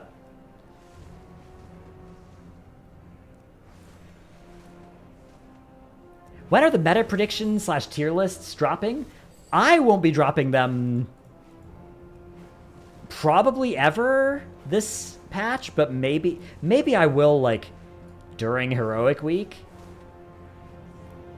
If I'm really bored during Heroic Week and I realize I want some money, I'll maybe make some tier lists. I don't know. I don't know. I don't know if I want to wade into that again. But I do like money. It would probably make me a lot of money, so maybe I'll do that. Leak the PC raid comp. I did basically, well, I don't know. Sometimes I disagree with like, Dip and Orc and whatever about what's going to be good, but yeah, usually if I make a raid comp prediction video, it's usually just pretty much whatever we're planning to raid. Oh yeah, Dip made a raid comp this God, where is it? I don't even know if I still have it. Let me see if I can find it. Hang on. From Dippin' Dots. Okay, I found it. Yeah, this is the comp that Dippin' chefed up using marbles on stream. So we'll see if this ends up being any accurate.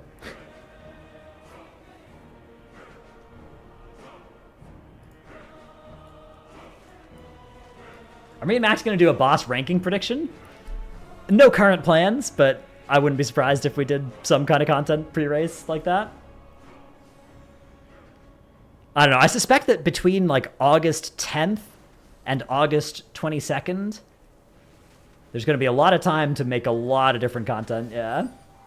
But it won't be tier list for me at least until probably at least Heroic Week.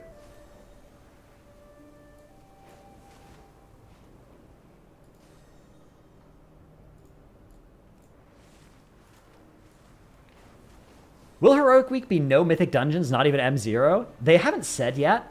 My guess is it'll be M0, but no M+. But that is just a guess. I don't think they've said anything about it. About like whether M+ is open and uncapped or not during that week. Hey, J-Media1. Hope you're doing well. Are me and Tettle's going to make race recaps every day? Always love those. Not sure. Not sure. I guess it depends on what our schedules are looking like. Yeah, they have. I guess they have said Mythic Dungeons are out, but we don't know the M+ Heroic Week situation. And we don't. I don't think we know if M0s are on daily or weekly lockouts during that week either. My guess would be weekly, I guess, but that's also, I don't think, confirmed. Will the Race to World First broadcast start during Heroic Week or not until Mythic launch? If I know, historically they wouldn't do anything during Heroic Weeks, but it has been a while since Heroic Weeks have happened, so I don't know. Great TGP cast as always. Thank you. Thank you. I think there was a daily lockout post. Yeah, I know that for the like first few weeks, Heroic Dungeons are on a daily lockout and then they go weekly or something, right? Or is that Mythic as well? Or was that posted by Mythic? Yeah, it's all a blur. Pretty sure they announced daily for Mythic. Yeah, you can link if you find that post. That's good. That does sound right now that I think about it more, yeah. Odds that a Delve has a broken trinket needed for raid? Maybe like 5% chance? Something like that? Great work at TGP. Thank you. Thank you. Like, I wouldn't be surprised if there are some specs that have a pretty good simming trinket from Delves, especially if they like get it out of their vault on the hero track. But if there's like a one that's actually broken good, yeah, I would say like 5%, and then of that 5%, a lot of the time it gets nerfed the next week. There's a 1 minute 30 trinket with no passive, huge main stat, secondary on use. That sounds pretty good. That does sound pretty good. Were there ever any plans to field the Dawn of the Infinite dungeons in TGP? Similar to the Season 1 dungeon featured in Season 2 TGP. Kind of sad we never got to see those. I'm also a little sad that we didn't have Dawn of the Infinite this TGP. I don't know if there were any plans to, or like discussions about bringing it in. I would say my position is that it's okay to do that, but they really have to make sure they let the players know well in advance that they can practice them as well. You definitely don't want to surprise players with something like that, which is what they did in TGP Season 2. I think they did let them know that was how it was going to work. But I don't know, people like... I remember when we were playing Azure Vaults in Season 2 in TGP, there were a lot of comments that were like, why is there an old dungeon being shown?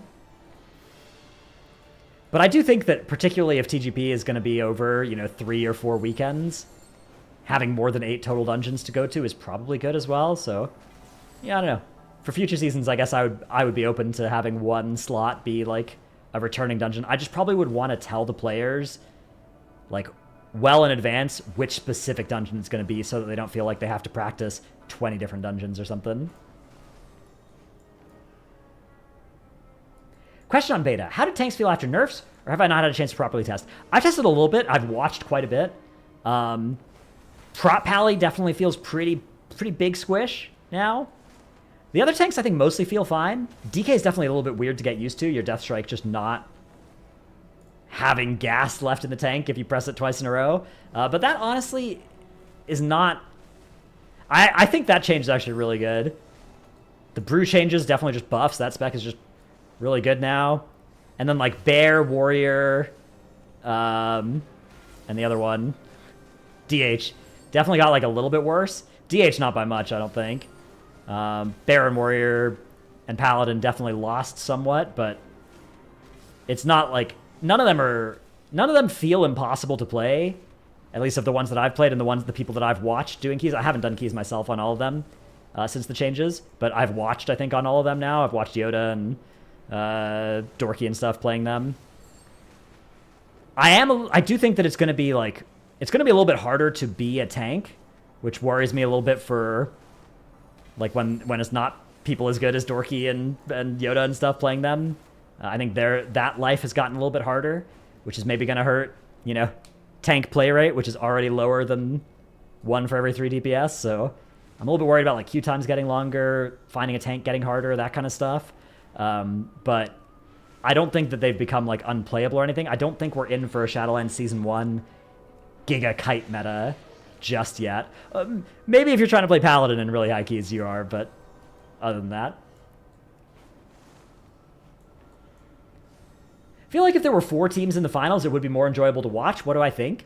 So I will say I've historically been a proponent of the elimination system. I think it does good things to have Friday and Saturday have an elimination at the end of the day, because that's like a really exciting thing to be watching for on those days.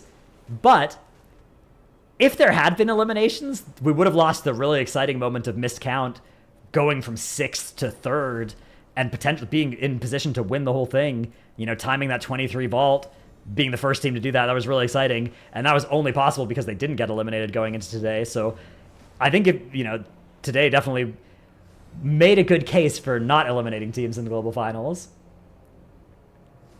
You think no elimination and 4 teams would be the funnest? Yeah, so if there was no elimination and just 4 teams, it would have meant, no Dratnos Guild team, which obviously I'd have been sad about that in this particular tournament, but it would have meant no Dratnos Guild team and no Pedros. So no, we would have kicked the North American teams out of the competition. I don't know. Maybe it would be, I don't know. I feel like those teams added stuff to the weekend, though.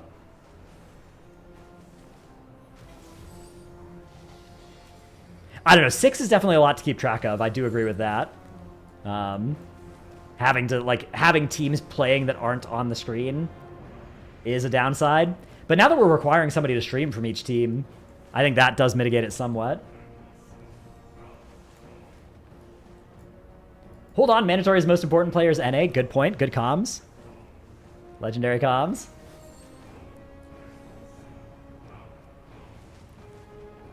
Where's the hype in marketing for War Within? It's like non-existent. Seems hard to be excited for it. Yeah, it does seem less marketed than Shadowlands in particular. I remember Shadowlands had a lot of marketing. I don't remember if Dragonflight had as much. I don't know. Maybe they're just saving the marketing budget until, you know, August, something like that. Makes some sense. But yeah, I do remember Dragonflight also having less than Shadowlands, right?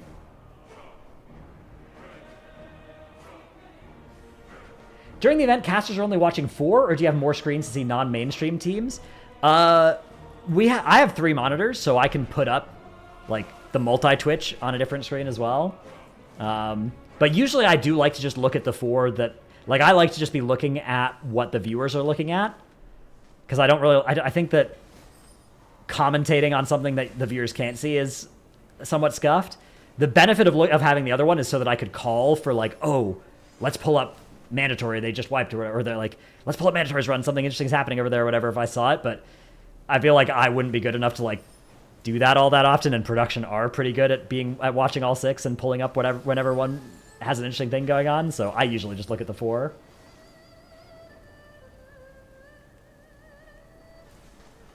The budget for War Within marketing was given to Bobby and Severance. Oh, man, I'm sad to be reminded that guy got so much money on his way out, but I'm happy to be reminded that he's out.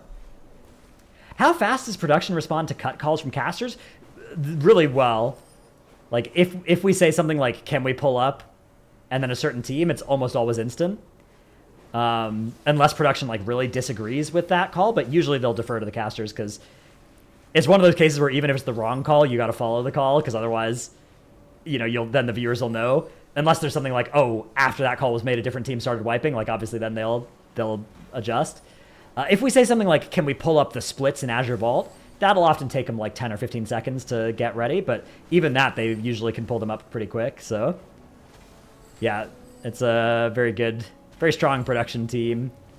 Actually, I've worked with the Blizzard, Liquid, and Echo production teams. It wasn't Liquid, it was the back when they were Complexity Limit, but all 3 of those production teams, that's been true for, where if you say something like, can we switch to Fired Up's perspective, can we switch to Miraz's perspective or whatever, it's like insta. What if Bobby was watching TGP on his yacht? That would probably mark the first time he would have ever cared about one of his games at all, so that would be cool, I guess. And now it's not his game anymore either. Dude, I love how as soon as he quit, a bunch of his employees just instantly started, like, you know, dragging him on Twitter. That was nice. Yeah, I agree. 0% chance he knows what TGP is. Yeah. How much bronze do I have? 42,000.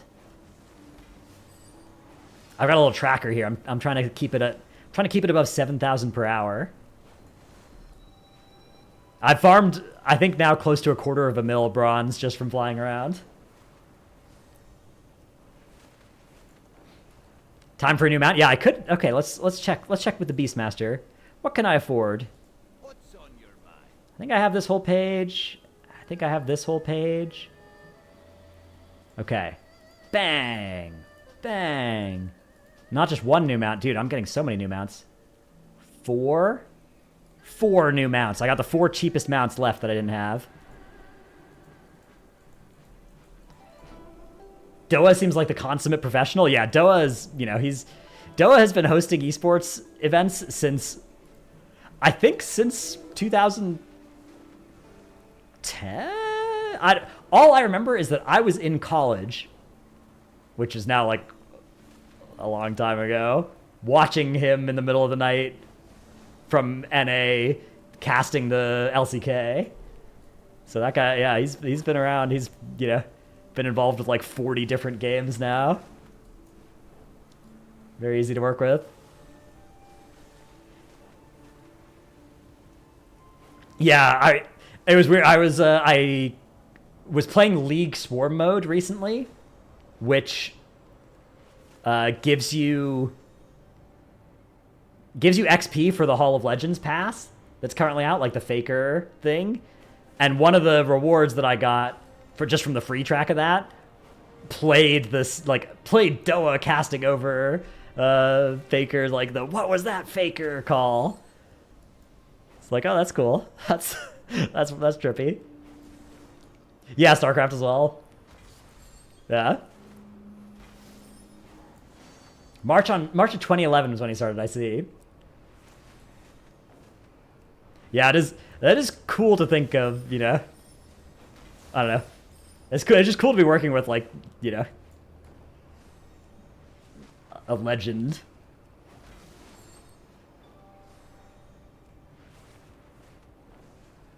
Swarm is so much fun. Makes me feel even more sad their MMO got delayed. Yeah, at this point, Riot has created like 10 good games. The only bad game they've ever made is League of Legends. It's crazy. Like, ever since then, they've only produced bangers. They've just made the best auto battler, the best Souls or Survivor. Not a Souls yet, I guess. That would be a really cool thing for them to take a swing at. They made a pretty good card game. They just kind of missed the boat on when card games were popular.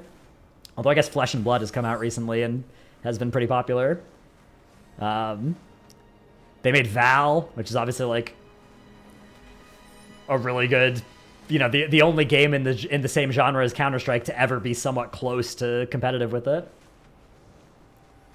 Yeah, Legends of Runeterra is basically dead. That's fair, but it's not like it was a bad game. It's just, you know, it didn't hit.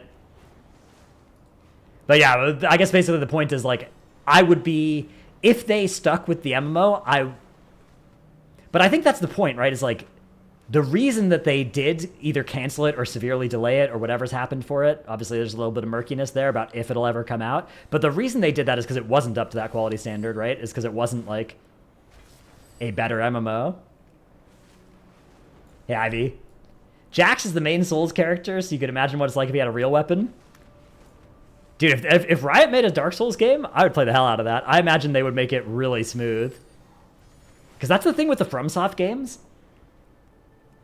Your character feels clunky as hell in a lot of them, right? Like, it's like part of the difficulty, obviously, but I feel like Riot would make a Souls game that didn't have that. I bet I would enjoy that.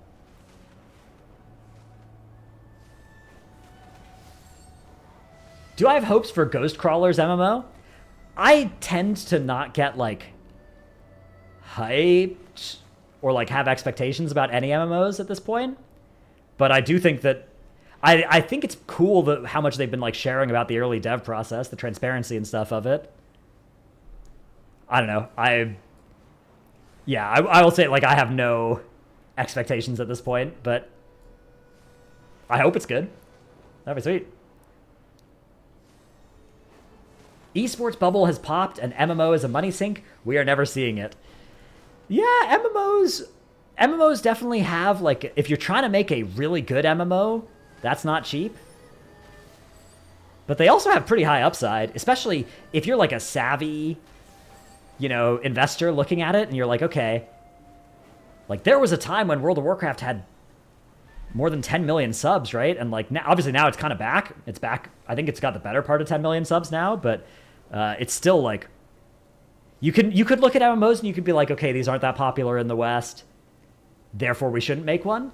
But a really savvy investor with a really good team could look at it and be like, okay, we could like really, you know, destroy this genre in a way that it hasn't been since Wrath of the Lich King. I don't think WoW's back at 10 mil. I think WoW's at like 6 mil or something now. I don't remember where I heard that number from, so that could be the fake news media striking once more. But I think I remember seeing some graph or something where WoW's, yeah, like, again, doing really well. Yeah, I mean, the problem with an MMO is that it's so expensive up front to make one, and you can't just make a good MMO and then release it and then be done. Like, you have to make a good MMO, release it, and then have really good content patches within the first, like, 6 months, right? So that's, like, I don't know, hitting the ground running with that is, I think, also really hard. Do I have a contract with Echo to cast, or is it year by year? I've casted for all of my casting Race to World First they haven't even been year by year. It's been like race by race. Have I played all the FromSoft games? I've only really played Elden Ring. I played a little bit of the other ones after I played Elden Ring because I was like, wow, I want more of this. And then I was like, actually, I don't really want more of this right now. Maybe I'll come back later, but I was kind of soulsed out. But it was weird because I wanted to play more, and then I didn't after like a couple hours of Dark Souls 3 and then a couple hours of Sekiro. So I don't know. I think I will play more of those. What my current Souls game that I want to play next is I just want to play the Elden Ring DLC, which I haven't done yet. I'm going to do that, I think, in like October or something and try and stream it. Do I think me and the other casters should form a union? I know there has been talks of doing that in the past, but I don't think that it makes much sense for casters really to try and form a union, because there are a lot more people that want to cast than do cast. So I don't think it's a particularly high leverage position to like try and form a union from, especially because like outside of maybe a few casters, there aren't that many that are like that much better than replacement level people that don't get invited to cast Race to World First but are still really, really good casters. Like there's only 2 really big orgs, plus Method obviously does a big event as well, but there's only Liquid and Echo that are like the really big, you know, Race to World First, and then if you count the Method ones, well, that's 3, but that's still like not a lot of orgs, and there's a lot of really talented WoW casters. So I don't know. Basically, I don't think it's a profession where it makes much sense to try and form a union, but you know, depending on the circumstances, if one got created, I'd obviously look at the specifics. You will cross the picket line and take my job? Yeah, I mean, there are a lot of people who would, even if you wouldn't. It's very much like a, you know, there are like dozens of people who want to cast Race to World First, would be quite good at it, and don't get to every tier. So, or could pretty easily snap them up. Thoughts on the Chinese Race to World First money, and do you think we'll see some similar incentives for US and EU guilds? I think it's a cool initiative. I don't think it's anywhere near enough money to really do anything. Like, if you look at the amount of money that Skyline and Aster and stuff have put into trying to win World First already from the Chinese region, it's quite a lot more than that prize money is or will be, even as it increases for the next couple of tiers. So I don't think it's really going to change too much, but I do think it's cool. Will there be something similar in the US and the EU? I don't really see why there would be. Like, I don't really see who has an incentive to be like, hello, I am going to transfer some of my money to either Liquid or Echo, whoever wins the next Race to World First. Like, even from Blizzard's perspective, maybe that builds some hype around their game and the esport of Race to World First, but honestly, I'm not even sure it does, and I doubt it would be worth it, like, if they put up even, like, the amount of money you'd have to put up for it to be really exciting compared to the budgets of the Race to World First is at least hundreds of thousands of dollars. What else could you do with that money to promote the game? And, like, you run another TGP or MDI season, something like that, with that kind of prize pool, or at least put that towards one of those. I don't know. And then the thing is, it's not like you're doing a Race to World First for that price. The Race to World First is happening either way. Right now, Blizzard is paying $0, and there's a Race to World First. So it's very hard to get better value than that, right? Yeah, plus if you're a competitor... I mean, the thing is, Blizzard are involved in the Race to World First at this point. Like, they, you know, the devs are involved in tuning the bosses during the Race to World First based on how the Race to World First is going. There's Discords that have, I think it's the top 5 guilds or something, and, like, devs that are involved with, you know, nerfing Tindril or whatever, that kind of stuff during the race. So it's not like Blizzard aren't involved. It's definitely not like Blizzard couldn't be involved if they wanted to be, but I don't think they really want to be more involved than they currently are, and I don't think Liquid or Echo or anybody would really benefit from that. And I don't think that random other guilds or orgs that aren't currently competitive for World First all of a sudden could be if Blizzard just was like, yeah, we'll give you $1 million for getting World First. If Blizzard came out and was like, yeah, we've got $1 million prize pool for World First, they're just paying Liquid or Echo $1 million. Like, that's that's all they'd be accomplishing by doing that. It's not like there would all of a sudden be like a new guild, you know, Cloud9 Esports comes into the space or whatever.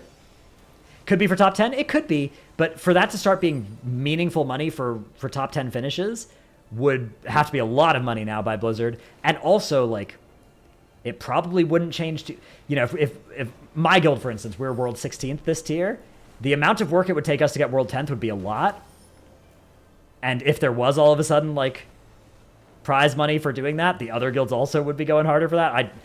I don't know. I don't think it would change a lot, like, even the composition of who the top 10 would be. And I don't think it would really provide enough money to guilds in the top 10 to then let them say, go super full-time, go hard at it, go for first in the future seasons. And even if they could, you know, that chasm between Liquid and Echo and Method, and then Method and the rest of the field, both of those chasms are just massive right now. Really like that Blizzard made it the Twitch drops and sub bonuses. Yeah, those are great. Twitch drops, sub bonuses, doing stuff like that for the Race to World First, wholeheartedly support that. They've done that in the previous tiers. Continuing to do that definitely makes sense. But like putting up a monetary prize pool for First, Liquid and Echo players would like that. It would maybe add some hype to the Race to World First, but I think probably it wouldn't be worth the investment. $1 million is nothing if it's split between 30 people and after taxes. Yeah, I mean, it's not nothing, obviously. Like, and gamers, a lot of gamers, you know, can stretch $800 a pretty long way because they're living in their parents' basement or whatever, and you know, they can do that. But so it would be something, but it wouldn't be. You know, if you were trying to split $1 million prize pool among the world top 10 guilds, among all those players in those guilds, yeah, it's starting to get to a point where it's not changing any incentives. How much do these Race to World First raiders make anyways? Not very much. Not, like, from monthly from Liquid and Echo, I don't know. Numbers have leaked at different times that have kind of fluctuated, but in most cases, I think to be making good money, you need to be streaming or winning TGPs and MDIs, those kind of things. Like, because obviously, if you win every TGP that comes out, you're making pretty good money from that. It's like Echo has made a lot of money from prize pools over the past 5 years, but pretty much everybody else, I don't know. You kind of need to be like having more income sources than just Race to World First salaries. Yeah. What do you consider good money for gamers? Like, I think that most Race to World First salaries historically for just raiders have been in the hundreds of dollars a month type range, rather than say thousands of dollars or anything like that. So we're talking about, you know, something that's very much like a low-paying part-time job level of salary for what is often pretty close to a full-time job level of commitment. Although it kind of depends. The numbers that I've heard are pretty outdated at this point, so it's possible that orgs are paying more these days, but they wouldn't if they didn't have to.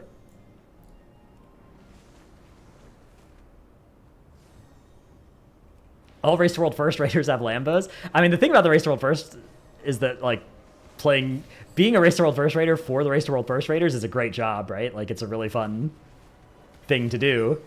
Just try and get World First every tier and then go super hard at it. So even if the money pay isn't that high, that's a really good reason to do it. And then also, you can get it, like, if you're trying to be a streamer, you know, you can definitely make good money as a streamer just by being a Race to World First raider, and then being a decently good streamer and streaming a lot, you make a lot of money from that. Not a lot, not automatically a lot, but you can, like, being in Liquid or Echo, being one of the best rogues in the world or whatever, and streaming your prog, and then streaming yourself doing keys and farm raid and stuff like that will make a decent chunk of money, even if you don't really talk to your chat or anything like that. What if you're JPC and don't stream? Yeah, obviously if you're not streaming, then it's then the streaming, the amount of money you can make from streaming is very little if you don't stream.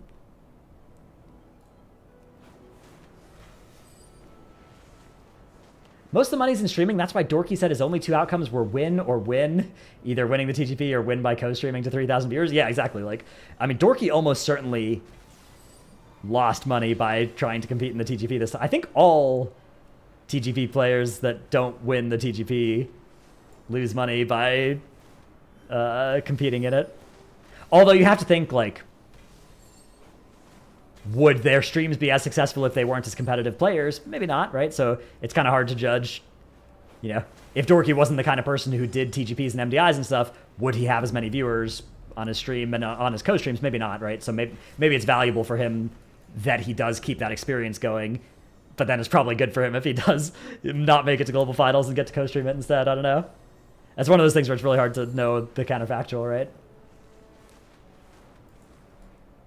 Yeah, I mean, Echo's crazy because they make the most money from winning TGPs and MDIs, but they also would probably be the team that makes the most money if they just streamed for those extra 5 weeks, right? Or however long they'd turn off streams for. So, yeah, I don't know. Even them they are probably, but again, a lot of people watch them when they are live, partially because of the fact that they're such good M+ players, and that, you know, some of that is to do with the fact that they are winning all the MDIs and TGPs and stuff, right? So could you assume that they would have as high viewership if they didn't do MDI and TGP? Probably not, right? They'd probably lose at least some. So it's hard to say. Yeah, exactly. So winning the tournaments makes you super popular, and then makes it probably so that any given tournament you'd make more by co-streaming it. I feel like they would have high viewership if they just rank 1 on live. That's true. If all 5 of them were just agreed to stream live keys with each other and, you know, get rank 1 by a mile every season and then co-stream TGP and MDI, that would probably be a plus money proposition.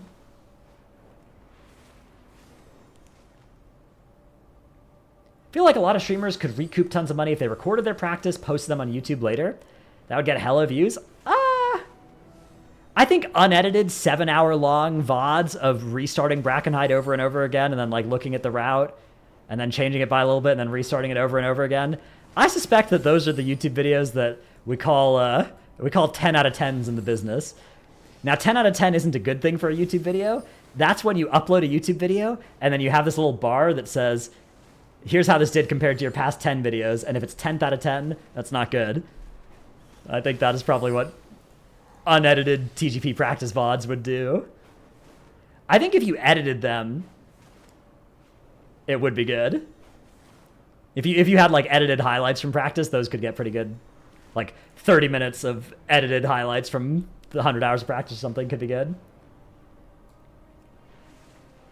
But yeah, if you just posted the VODs after the tournament, like, the only people that would care to watch that are people that really like you and also are bored, are very bored.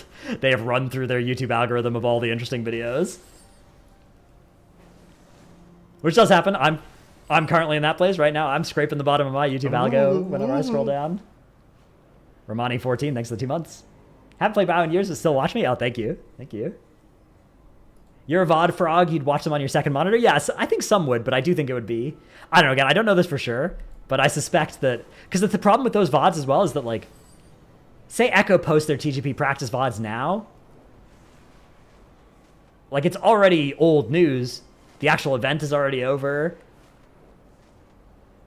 Like, it would be kind of interesting for really good players to watch and to see the process, maybe. But, like, who really wants to see, again, Brackenhide Hollow as we're moving now into pre-patch and then War Within? But yeah, a compilation of like funny moments from practice I think could do pretty well, for sure. You underestimate the amount of nerds who will succumb to madness if they go 5 minutes without background noise? Oh, I respect that a lot. In fact, some would say that demographic is the basis for my career even. But I think that there's a lot of stuff competing for people's attention that is more entertaining than...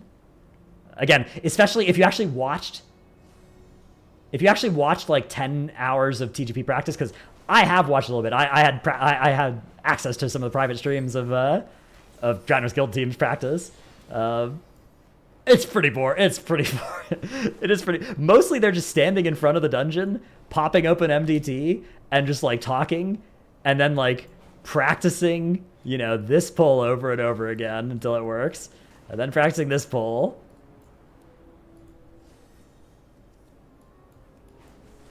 Biased caster has inside info. That's right. That's right. That's me. Team owner privilege. That's right. That's me. You're just here to watch the bronze farm? Yeah, the bronze farm's going pretty well. We're nearing that 8,000 bronze per hour mark if I can just accelerate a little bit. The real inside info is every key we timed in any cup was almost never timed in practice. Hey, that's a much better place to be than being the team that is like, well, we timed this in practice, we just couldn't get it in the cup. Whenever Dranos was on camera but not casting, every time a caster would talk about Dranos' guild team, he would pump his fist. That's right. Dude, when like everybody else was wiping during when I wasn't casting today, I did have my camera on to you guys, to the other casters, and I was just like beaming. It was so good. But I try, you know, obviously when I'm casting, it's not, people talk about caster bias, and there's a certain type of caster bias that's bad, right? Like you don't want a caster that is lying or misrepresenting what's going on the screen to favor a certain team. You don't want a caster that's like clearly saying like, oh, well, Echo's just way better than everybody else, if that's not true, right? And you don't want a caster that's like, that's, you know, passing off either an opinion or a spin as a fact. But I do think that it's fine if casters have a team that they're rooting for. Like, I don't know.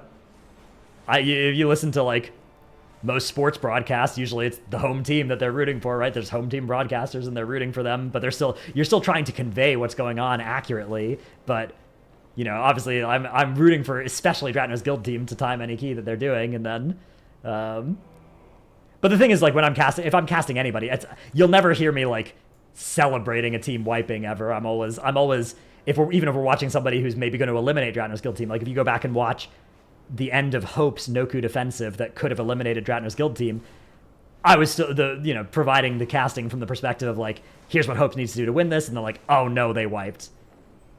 Internally, was there a part of me that was like, hell yes, they wiped? Yes, but you got to keep that internal, obviously.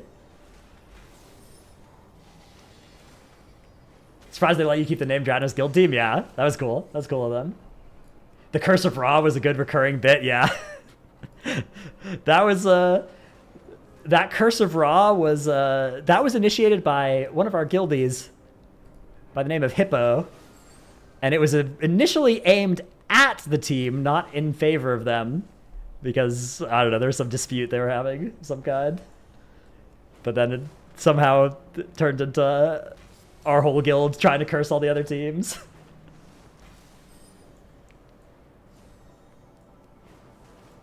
That would be hilarious if you accidentally let out a cheer thinking you were off camera. Yeah. I'm pretty good about muting and unmuting myself these days. You have insane COVID? Hope I'm good. I'm good. I don't get sick. I'm immune. I'm immune to all illnesses, mostly. I have procced COVID twice, but not recently.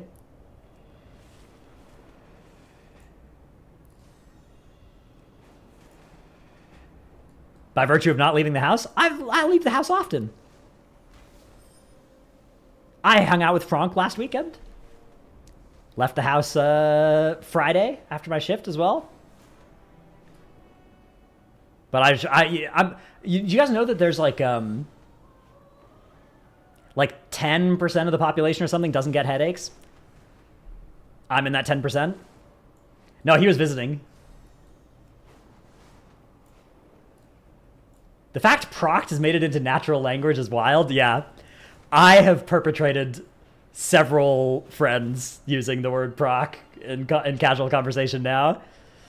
That's one of my favorite things to do is infect people's language with my dumbass mannerisms whenever I can.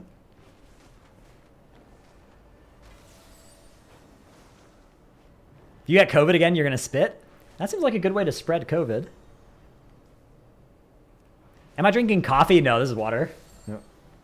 Nearly spilled some there, but a water thermos thing.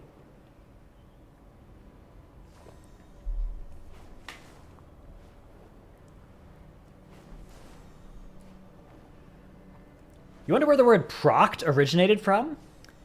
Proc stands for programmed random occurrence.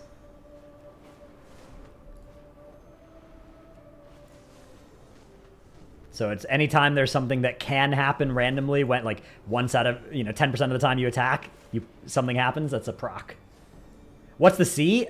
OC is for occurrence. It's one of those weird abbreviations that has multiple letters from one of its words because it sounds better.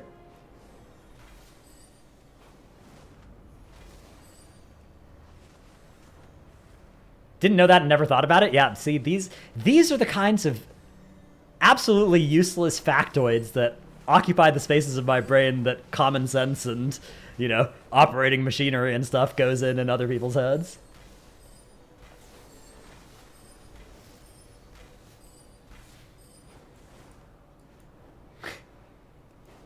Even procted emote, did I see it yet? No, I haven't. I haven't seen the emote link yet. Is it gonna rival Dratty? I've always found casters involving their personality more fun. Balancing trolling versus good casting is what makes casters actually good. Yeah, I definitely agree with that. Classy. All right, there we go. That's good. This is an old one. Oh yeah, this is from because this is a different undershirt. So this is from Potty C.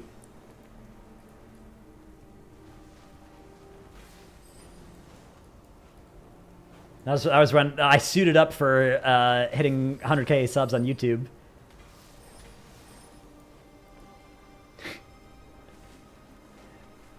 But yeah, it's cool nonetheless. It's a cool emote.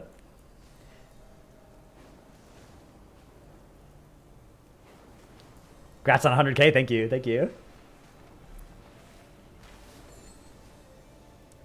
Favorite Mog? You're dead. I've worn that's either the second or third time I've worn that. No, it's not a common occurrence. But yeah, I'm definitely down for. I need to get some more flashy attire for sure. That's just a fun. Wearing flashy clothes is cool. That's fun. Add a little bit of panache to the broadcast, Need blue hair too? Yeah, I don't feel like changing hair color or like eyeshadow, any of those things are really me. But I do think like cool colored jackets and shirts are for me. Nothing against changing hair colors or doing cool makeup, any of that kind of stuff. I just don't think that's me as much. Am I going to do a what to do during pre-patch type of video? I probably won't do a what to do during pre-patch video. I probably will do a like what to do before War Within, maybe. So I guess that is during pre-patch. I did one of those for Dragonflight, and it was like a pretty inane list of things, like really minor min-maxes you could do to set yourself up for the best possible launch. But the video did pretty well, so I'll probably make another one of those, even if most of the tips in it are pretty stupid. I had like, getting, farming the meteor chip thing that I know there's a version of it that is in Mop Remix.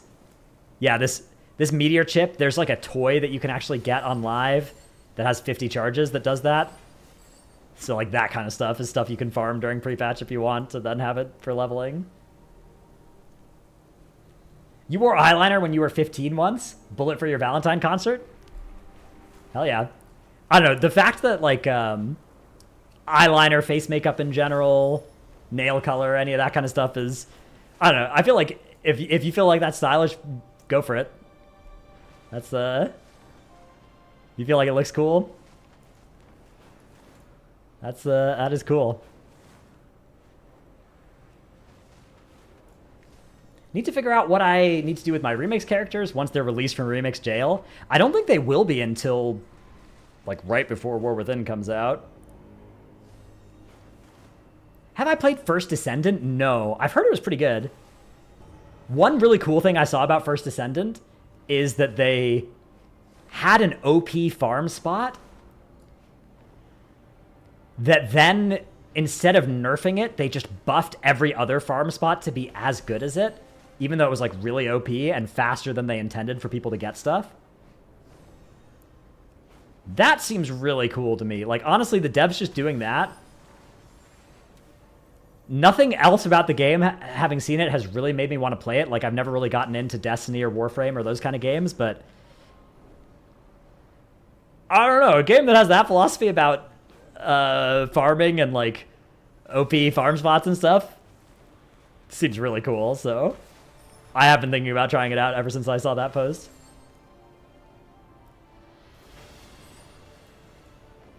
It got boring quick, yeah. I mean, for me, Warframe and Destiny did that as well. If you level an allied race to 70, do you get heritage armor? Do you have to wait till they transfer to live? I'm not sure. I think you do get the heritage armor. I don't know if you have to wait. I think you don't, but I am not sure.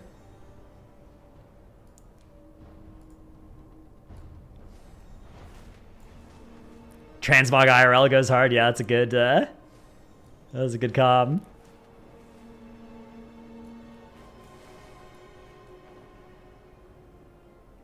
Can I buy the flashiest Gucci shirt and wear it on Pod EC? Definitely possible. How hyped am I for PoE League? It looks really good. Looks like a really, really cool league, yeah.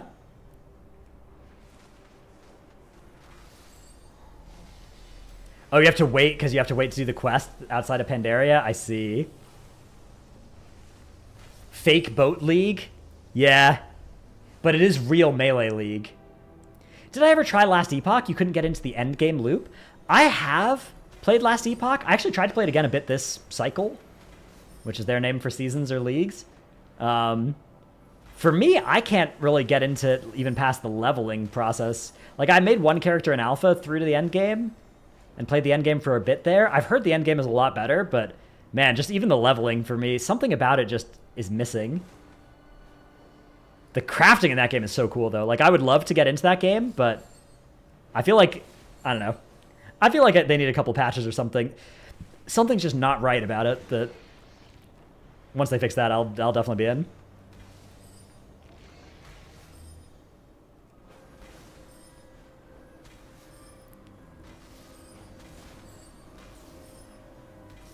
Last Epoch is one of those games you would bet is amazing in a year or two with more content. Yeah. Yeah, I would not be surprised if that game has like a really good patch 1.7 or something.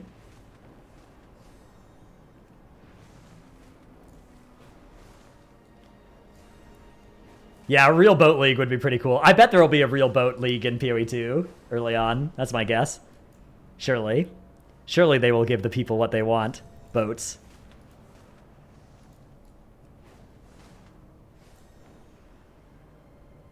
Time to come up with idiotic names for Path of Exile?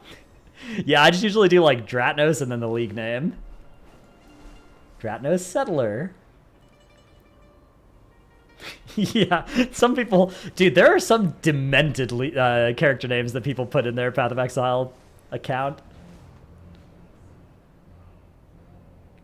Destiny is a really cooked game, but they do have a great system for raids where the first few days are contest mode where eye level is capped at a lowish number, so you don't have to know life to do well. Yeah, I think that system is very cool. That is an extremely cool system. You're putting Curse of Ra in your name this league? Oh, yeah, that's cool. That's a good name. Yeah, the last league we all put... I was playing with a group, and we all put different Taco Bell menu items in our names. So I was like Dratnos Empanada. We had, I think we had a Chalupa, a Gordita, a bunch of different T-Bell menu items. I actually don't think anybody had a Beefy 5. I think my reroll that league I named Dratnos Beefy 5. Cheez-It Tostada? Yeah, this league was before the Cheez-It Tostada came out. What would be my favorite fast food chain? I don't know if it counts, but it'd definitely be Chipotle if that counts as fast food. It's kind of... I think people describe it as fast casual or something rather than fast food, but yeah, I eat a lot of Chipotle. Like I don't eat a lot of T-Bell anymore. Taco Bell and Domino's would definitely be pretty high on my list, but I haven't eaten much of either recently. Have I had Kava? No. How about In-N-Out? Yeah, In-N-Out's good. The only In-N-Out near me, either has a 30-minute line or a 1-hour line. It's like, In-N-Out's pretty tasty, but it's not wait 30 minutes for a burger tasty. That's, I don't know what's going on there. They need to open up more of them or something if they're going to be able, like, you know, until their lines are smaller or something, or like, I don't know. Something's wrong with that. That line should not be that long. It's always that bad.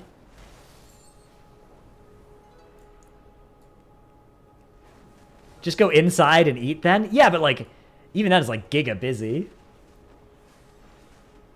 Is Subway still awful in the States? Actually, I have had Subway in the past year. I had Subway once in the past year. I don't know. I've never thought it was that bad. It's definitely pretty plasticky.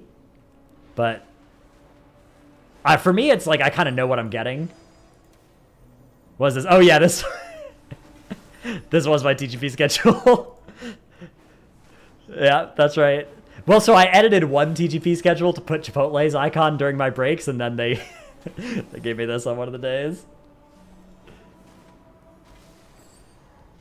You got a Raising Cane's around there, and the line is giga long. I actually don't know where the closest Raising Cane's to me is. I'm not sure if I have one local. Let's see. Raising Cane's. Okay, I have one like 10 miles away. No, 5 miles away, something like that. Open until 1 a.m. as well. Actually, not too far. I think I've had that once. There was one built into Complexity. Yeah, I remember like in the same like shopping center location as them. Although I don't know, the free food, the catering there was just so good. I didn't really have any fast food when I was at the Complexity place. Zyro firing off a timeout for some fast food take.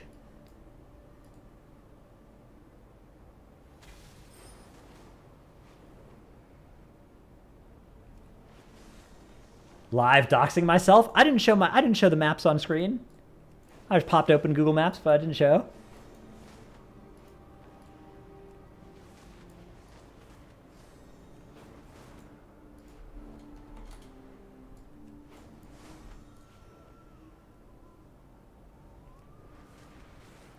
When one opened by me, it was a 4-hour wait to get it. No chicken is that good, TBH. What's the standard Chipotle order? I don't know. Usually a bowl. I like both kinds of rice, both kind of beans. A lot of the proteins are good. You just kind of play it by ear, you know? I don't like their medium salsa. I don't really like their mild. But I usually don't like it being too spicy, so I'll usually just get like a little bit of hot. Or no salsa.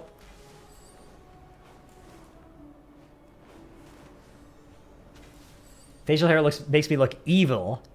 That's good. Oh, I bet I could do a good bit if I bet I could record something where I like this is me, my evil twin version, and then I shave and record the good version of me, like, you know, like in Star Trek or whatever when they had the evil crew.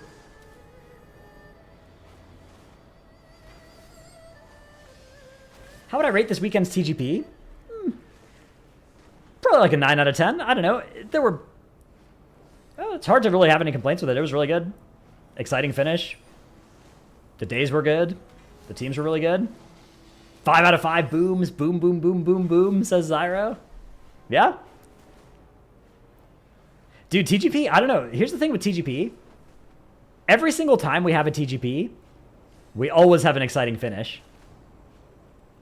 My perspective on that is that the TGP format is really conducive to exciting finishes.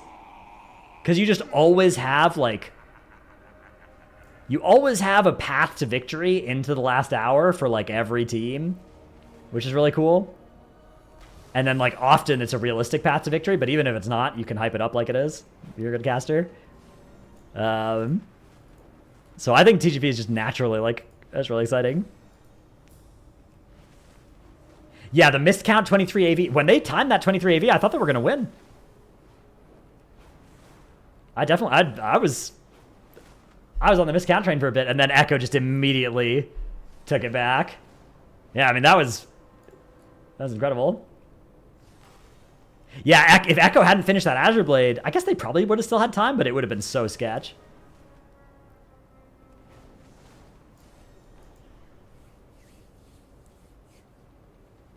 It's really crazy how any run can be timed for any team. You just go up 2 spots. Yeah. Yeah, I mean, the end of the day is always... I don't know. TGP just does that. It just does that as long as you have 6 somewhat competitive teams. It's a really good format. Yeah, miscount, missing count as well was iconic. Dude, Forky, what are you guys watching in Cord right now? I see 12 of you in there. 11 of you in there watching something. The Boys. Ooh, it's a good episode. I have watched it already. Okay, phew. Not missing out. Thanks, Combo. Play any Frosty Can beta? I haven't. No, I've heard it's good and fun. I think they just nerfed its AoE quite a bit in the most recent build, but... I don't know, I expect it's still good. Imagine if Mandatory would have one-shot the A23 AV. Yeah, I mean, they very nearly did. They were overwhelming favorites, I would say, once they pulled Umbral Skull to one-shot it as well. Like, once they made it to that point in the dungeon, that's probably like an 80% success rate boss. Umbral Skull, it's like hard, but they were through the hardest part of the dungeon. And then they wiped and then, you know, wiped for 4 more hours in that key. But if they had just timed that key, we would be having a conversation about how Mandatory is like a tier ahead of every other team. But instead they didn't, and a completely different combo. It's insane to you how many teams fumbled Bracken, yeah. Dude, Madge in Bracken yesterday was heartbreaking. You guys in Neltheris as well today was heartbreaking as well. That's tough. It's tough to watch. So would have lost? No, they would not if they timed that 23 Azure Vault and then they had 3.5 more hours. They could have either gotten a point somewhere or gotten timer somewhere easily with that time.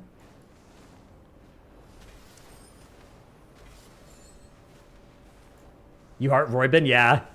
Yeah, it was tough. The last Bracken of yesterday, with a few deaths there.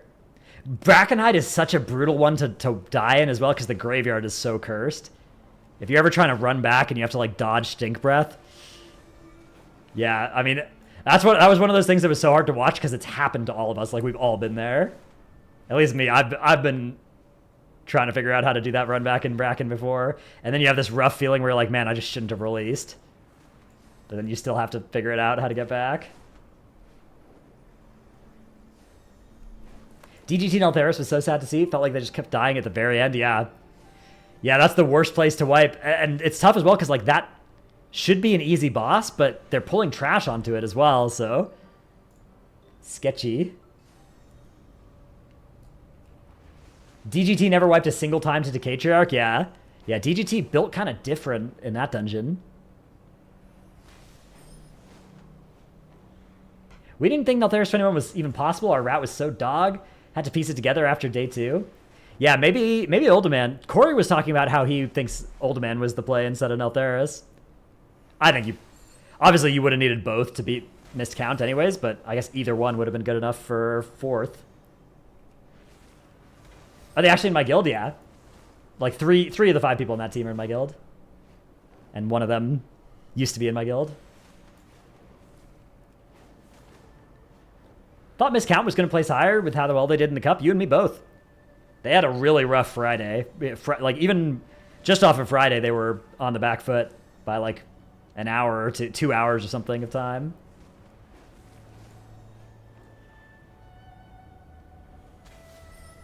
One of the runs, we broke the shield natty without weps. Oh, no. Oh, no. Any reason I don't play music on my stream? I used to. There's a couple reasons. Like, I'd have to set up it's not a big reason, but I would have to like set it up to not play to the VOD. And I'd also probably have to find a way to not stream it to YouTube as well. Because apparently YouTube has much better like live DMCA catching. But also, like, I don't know. I just don't want to that much. Like, I like music, I like listening to music, but when I'm watching streams, I usually will just play my own music, and I don't like it as much when the streamer then has music that's different than my music, and I'm hearing both, and like, I just like having my music that I can play at my volume. So I like making a stream where that is an option. It's one of those things where it's definitely stupid, because clearly playing music on stream is a good play. Like, you will get more viewers. It's better to stream with music on Twitch for sure. But I have this thing where I like making content that I would want to consume. So whenever I'm making a video or making a stream, unless it's like way better to do something, I'll just do it the way that I would want to watch it, and then, you know, hopefully there are other people that feel the same way. Yeah, I don't think it's a big deal for the way that my stream is set up, because I think one of the big things that music does is it gives your ears something interesting to do when the streamer isn't talking. But cleverly, I've come up with a way around this, which is to just never not be talking. So you're just if you're somebody who, when you tune into a stream, you want constant audio, you're going to get that from just me talking with 100% uptime anyways. So it's not a problem. Designated yapper? Yeah, that's me. That is me. Nelthera's Fortified would have been nice to see, but can't have 5 fort keys. All good, no more Fort Tyrine issues next time. Yeah, I wonder what they're going to do about affixes next time. That's going to be a, like, I don't know, TGP. If you just ported TGP and didn't have affixes, I wonder if that would be okay. I don't even know what the options are, really. Practice would be a lot nicer. Yeah, practice would definitely be way better. Huh. Do I wish casting returned to a desk like the start of MDI, or do I prefer the home format? I actually wasn't a caster when MDI was in person. That was before my time. I cast my first ever thing, which was the Race to World First, right before COVID, and then COVID... I actually got signed to cast the MDI right after that Race to World First, and we were going to be in person. Like, I had travel arrangements to get down to LA to the studio or whatever, and then COVID struck in full force, and all that got canceled. We all went remote, and we've been remote ever since. Oh yeah, there was BlizzCon last year. That's true. I guess that was technically casting in-person MDI type stuff. Except we didn't actually see the audience. We were upstairs in a back room somewhere. That was definitely cool, though. But yeah, I mean, casting the Race to World First in person is great. Audience was on the floor. I remember hearing about that, yeah. Does Blizzard send us equipment for the broadcast? Yes. Yeah. Not only... And you guys... Okay. You guys have to promise not to snitch on this one, okay? Not only did Blizzard send us a bunch of broadcast equipment like 4 years ago, the person responsible for sending us that equipment, and who would then be responsible for getting us to send it back to them at some point, no longer works at Blizzard. So, we can probably just keep it all forever. But in theory, it's all got stickers on it that say property of Blizzard Entertainment. So at some point they could get them back, but at this point it's like a 5-year-old camera. Would they even want that back? I don't know. Yeah, you got nobody snitch. Okay, no snitchers. We agreed. We agreed.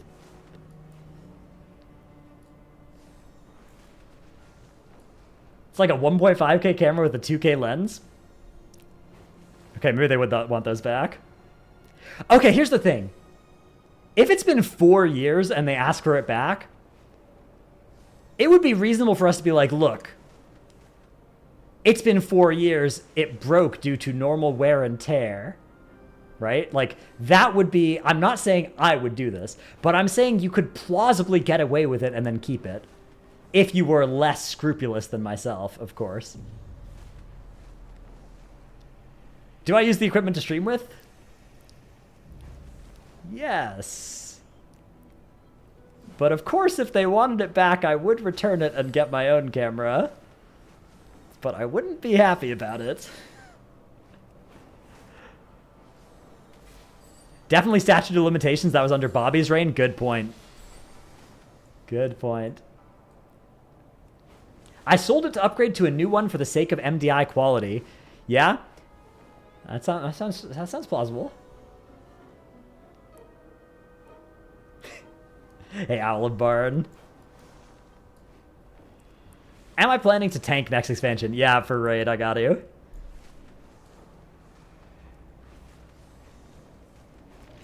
Hey, Gabby Cat. Yep, sold the equipment with property of Blizzard Entertainment tags all over it. Yeah, due to the course of normal wear and tear over the 5 years, the sticker got scratched off. So I forgot that it was property of Blizzard Entertainment, Your Honor. Also, there's definitely not a VOD of me admitting all of these plans to defraud you. The cost of whatever equipment they gave you is a drop in the ocean compared to the free promotion I do for their game. Good point. Good point. I'll be sure to yell that as I'm being dragged off in handcuffs for blatant theft and fraud. Have I tried Bear Tank on beta? Yeah, I actually have. How's it feel? Not terrible. Not great. Not terrible. And I played it before the nerfs. I think it's probably still pretty similar, but it felt like a 7 out of 10 or something.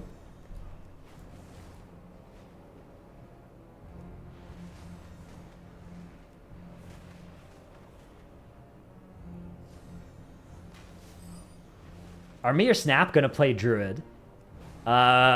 If one of us has to, it'll probably be me. He can play everything. In fact, he joined this guild as a Moonkin back in Antorus the Burning Throne. But I think I would probably be the Druid if we wanted one next tier. It would depend on what the other one is. But yeah, probably would be me. You were here 2 hours and 20 minutes ago. I'm still flying. Have I taken a break? No. No, I have not.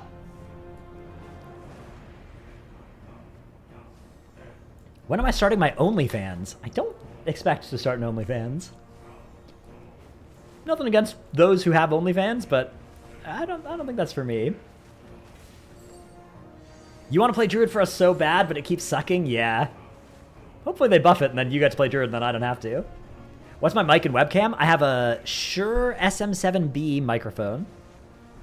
And my camera is like a Giga Sony actual good camera thing.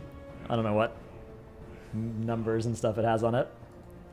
It's not a webcam. It's like a actual camera. You just bought this mic? It's great. Yeah, this is like the most common, streamer mic.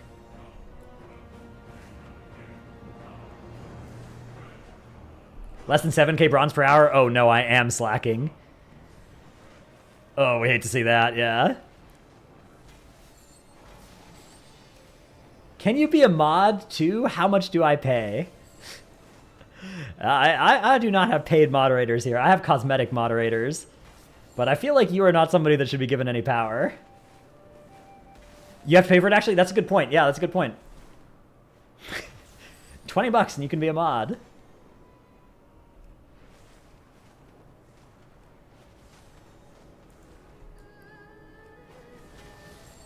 Zyro, can you mod me? I don't think mods can mod other mods. I think only the channel owner and like editors maybe can do that.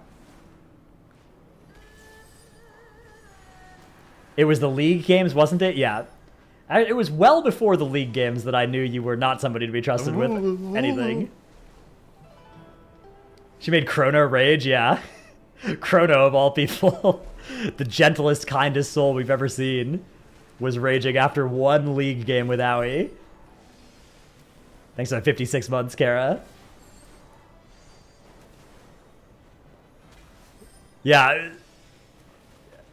That was one of the most amazing things I've ever seen, actually, was that bot lane. It was like going to the zoo.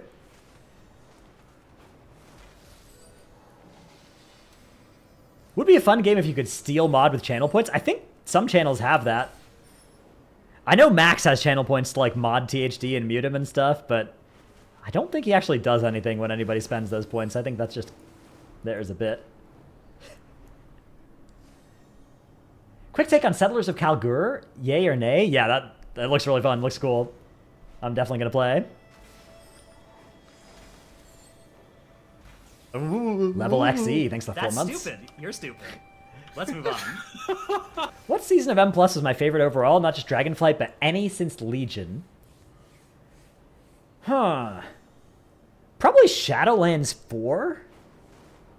Like, we were really OP. Shrouded was really fun. Shadowlands 3 was really good, too. Encrypted was really fun. Yeah, BFA 4 was really fun. BFA 2 was really fun. BFA 2 was probably actually my favorite. Honestly, you guys know what? BFA Season 1 was also really fun for me. That was when I, like, started streaming and stuff.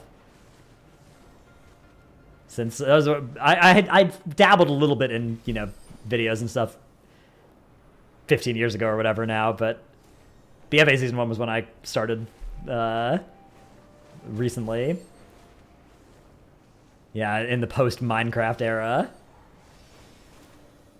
BFA Season 2 was really fun. That was a good time.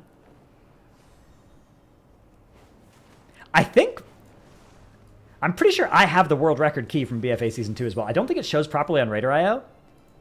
Or at least it didn't. I know that they've had issues with their database of runs from back then, but I'm pretty sure that me, Ventor, Nerf Tank, Yoda, and like Kinbote is was the best run in BFA 2.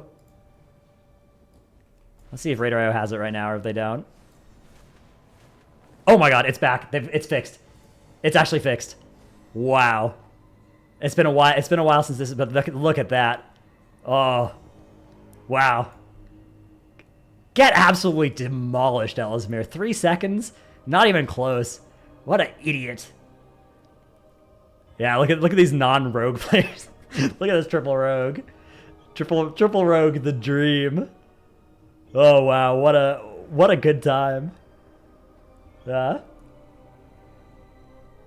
Yeah, people talk about this season's meta being not great. I guess the DPS actually have some different colors here. Yeah, that was a good emote. It was a good time. But yeah, there it is, 2903. Triple dead shot. Double overwhelming power. Double self-reliant. Wow, that was a bad trait. 1, keep your wits about you. This trait was so broken. Absurdly broken. This is probably the most broken Azerite trait to have ever existed. That was crazy.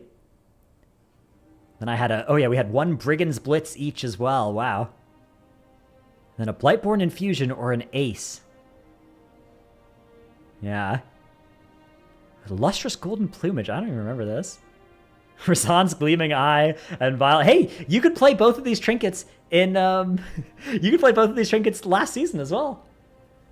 Or no, wait, this was a Season 2 trinket and this was a Season 3 trinket, this expansion. Interesting. But yeah, get demolished, Ellesmere. Wow. Sucks to suck. 3 seconds, not even close. Use a different chest for the first boss? You actually watched that run not long ago? Yeah. I remember... that run is on my YouTube. I remember, yeah. And JB. Oh my god, yeah. JB in 3rd. Oh, yeah, okay. All right, okay. JB with Broken Shun. J-Funk, Ricky, and Yoda. Dude, Yoda's on here with a bunch of different teams. That's cool. That guy's a gamer. Yeah, this was a good season. It was a good time. Had Vampiric something to heal from the ads on the first boss? Hell yeah. Man, I used to be pretty good. I'm washed as hell now.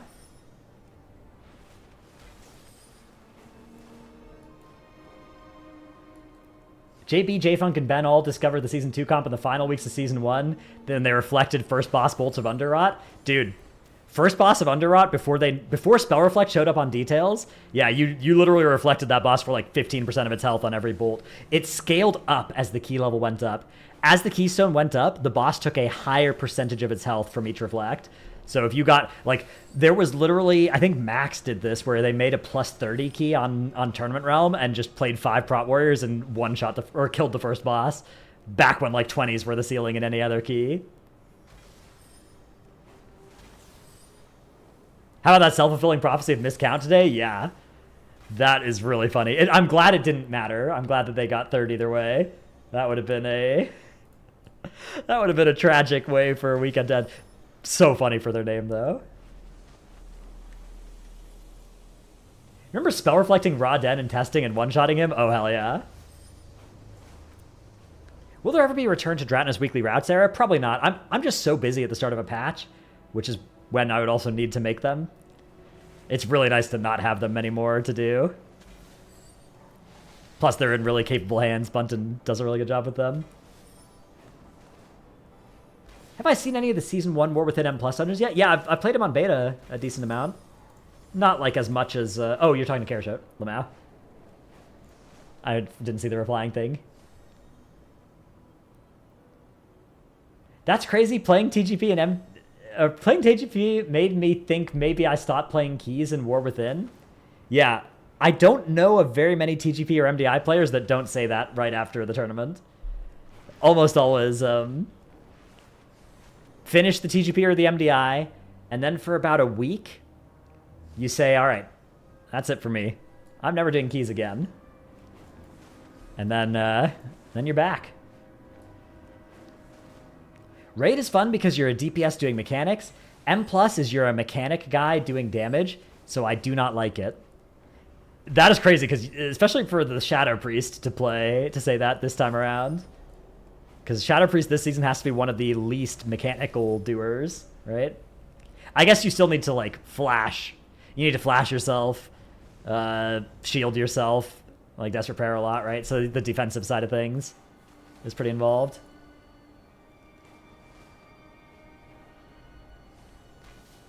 You go half the fights, casting defensive? Yeah, okay, that's fair, that's fair.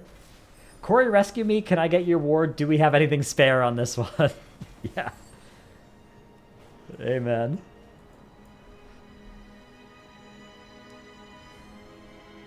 Just have an Aug move for you as a Shadow Priest now? True. Dude, imagine if Augs could spatial the Shadow Priest. Corey, can you double Afflicted every single set? I will Yeah, get owned. Get destroyed.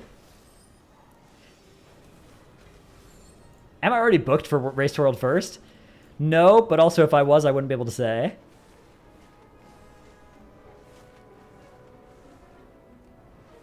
Based Terrasant? Yeah.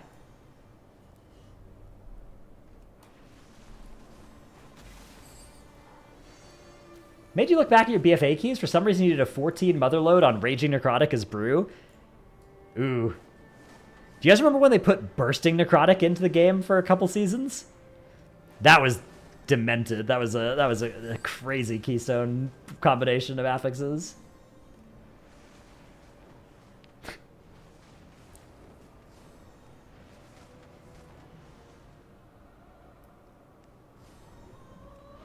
Max says he thinks we're going to love the casters for next tier. Yeah, I hope so. I'm always hoping for all productions to have, great casters for every event. Always. It's one of those things where it's also just good for... It's always good for everybody if all the casters are as good as possible. Do I think pulls will be smaller in M+ after the tank and healing changes? Probably doesn't change too much about pull sizing in high-end groups. I don't know. Like, I think just in War Within in general, it's pretty hard to pull big, because the packs are pretty obnoxious.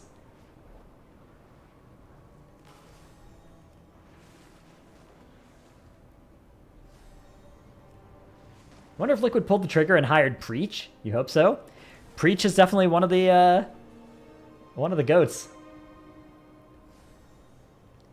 Forky just messaged you and said Corey is a good boy. Interesting. What's the difference between Streamlabs and Stream Elements? They're two different companies that do pretty similar. They provide pretty similar services to each other. Like they both have a modified version of OBS. They both have like dashboards and donation handling and stuff like that for streamers.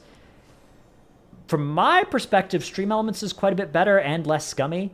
Streamlabs did some pretty scummy like stuff with their OBS port and kind of disrespecting the spirit of the open source that OBS is created with. So I think Stream Elements is like a better company and product, but a lot of people use Streamlabs as well. Both, again, yeah, both do pretty similar stuff. Like if somebody, like the sub goal that I have here and the alerts that play when somebody subs are through Stream Elements. So I have like an overlay that I make on their website that has those things. But you could do that with either very easily.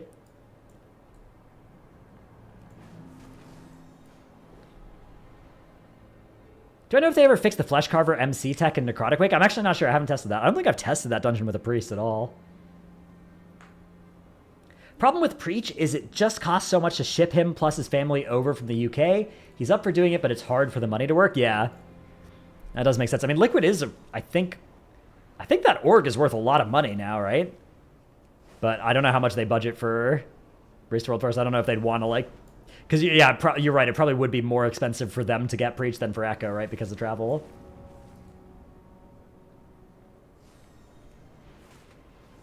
I used Streamlabs originally, was turned off by that Streamlabs OBS fiasco, switched to Stream Elements for that exact reason. Yeah, that was pretty scum.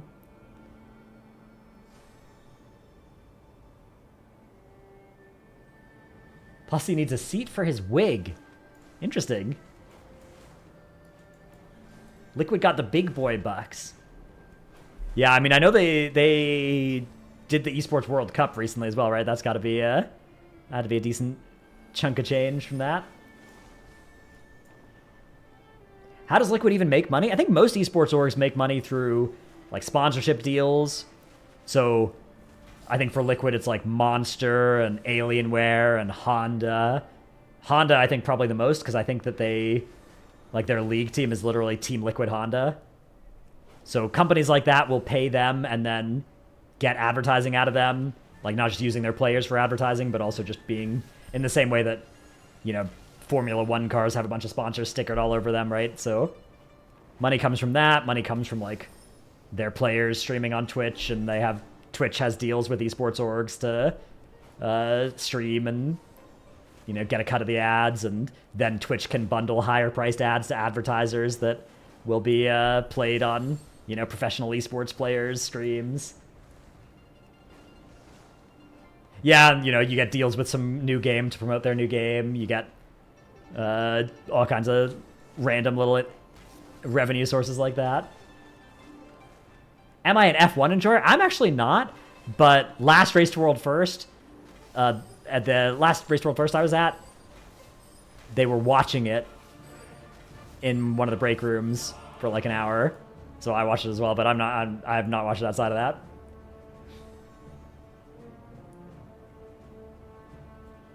The WoW Guild is apparently profitable for Liquid. That's cool. Yeah, I imagine that if the Team Liquid org is able to like sell the WoW Guilds to sponsors and stuff now, that guild is probably pretty cheap because WoW historically has been pretty cheap to pay people to raid and stuff. So like Liquid can be a good paying WoW guild to their raiders while also being a cheap esports team for Team Liquid, probably, because WoW is a pretty cheap space generally. But I don't know any of those internal numbers or anything for any of the orgs. Nice shirt, thank you. How much IO do you need to be considered a real gamer? There's no number of IO that stops you from being a real gamer.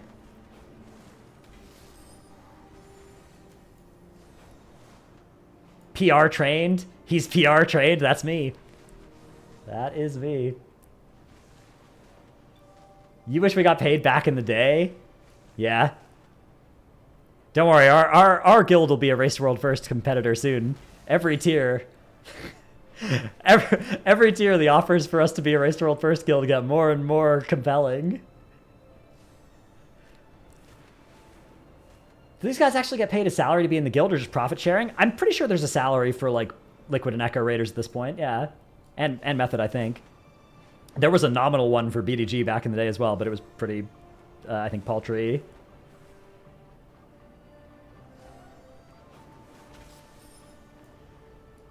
Yeah, Pop-Tart Corn Dog has been approached to be a Race to World First guild in a couple different ways, actually, but never in any kind of serious, never in a way that we consider to be serious, but, or that we, I mean, even if there was a serious, or there would, a serious org would never, like, try and get us to do that, but, yeah.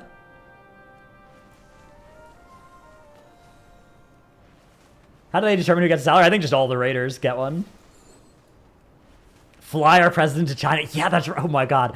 I forgot about that. I forgot when they offered to fly Dip to China for, like, to meet with them or something. That was a wild message. Oh my god.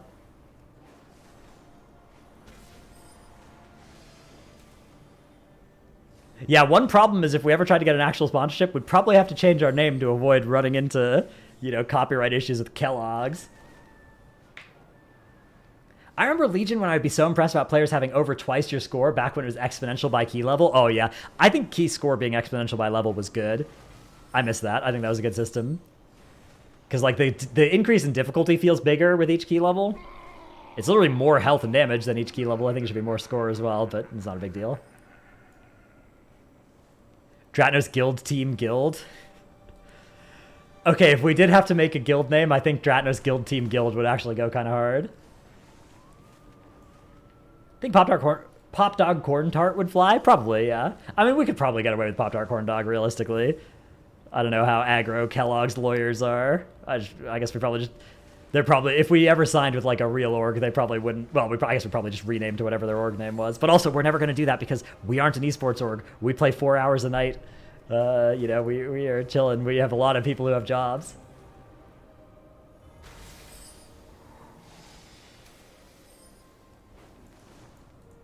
All live keys should be evaluated by Dratnos and given an arbitrary score. Ooh, I like that. We could get signed by Kellogg's. That's true. That could be cool.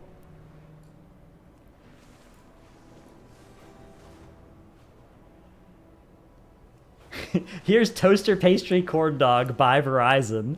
That would be a good... Oh my god, Toaster Pastry Corn Dog does go kind of hard. Imagine if we just changed our name to that and then say we got cease and desisted by Kellogg's.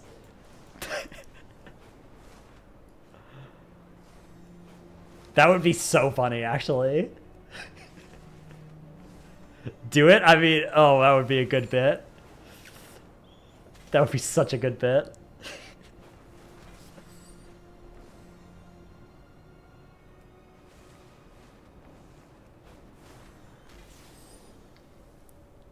Crushed by big cereal, yeah.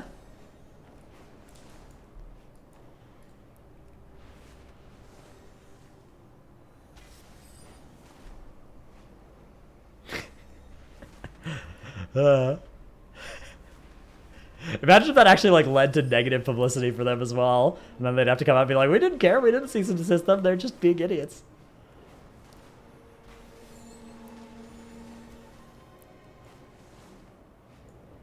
Yeah, that would be that would be so funny. Oh man. I mean, it would never affect them and they would never care, but that would be so funny.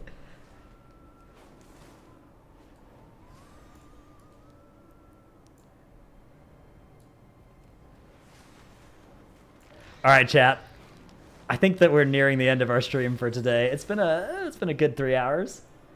Almost. But it's getting late. It's getting close to my bedtime. I'm not overworking just yet, don't worry. Tomorrow I will try and do a nice overworking stream. Did you hear something about someone flying Dip to China for WoW Guild related reasons? Yeah. Yeah, some Chinese org wanted to... I don't remember the exact context of the message, but one of the things they offered was to fly Dip to China.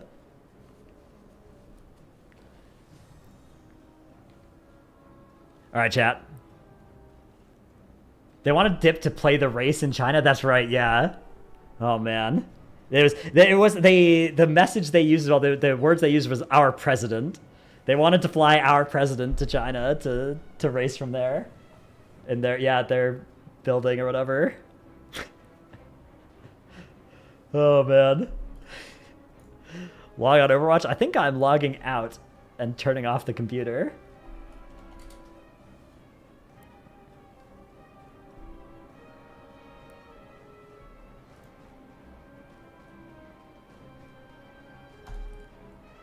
All right, GN chat. Have a good night. T-Rap for hanging out. Good comms parse.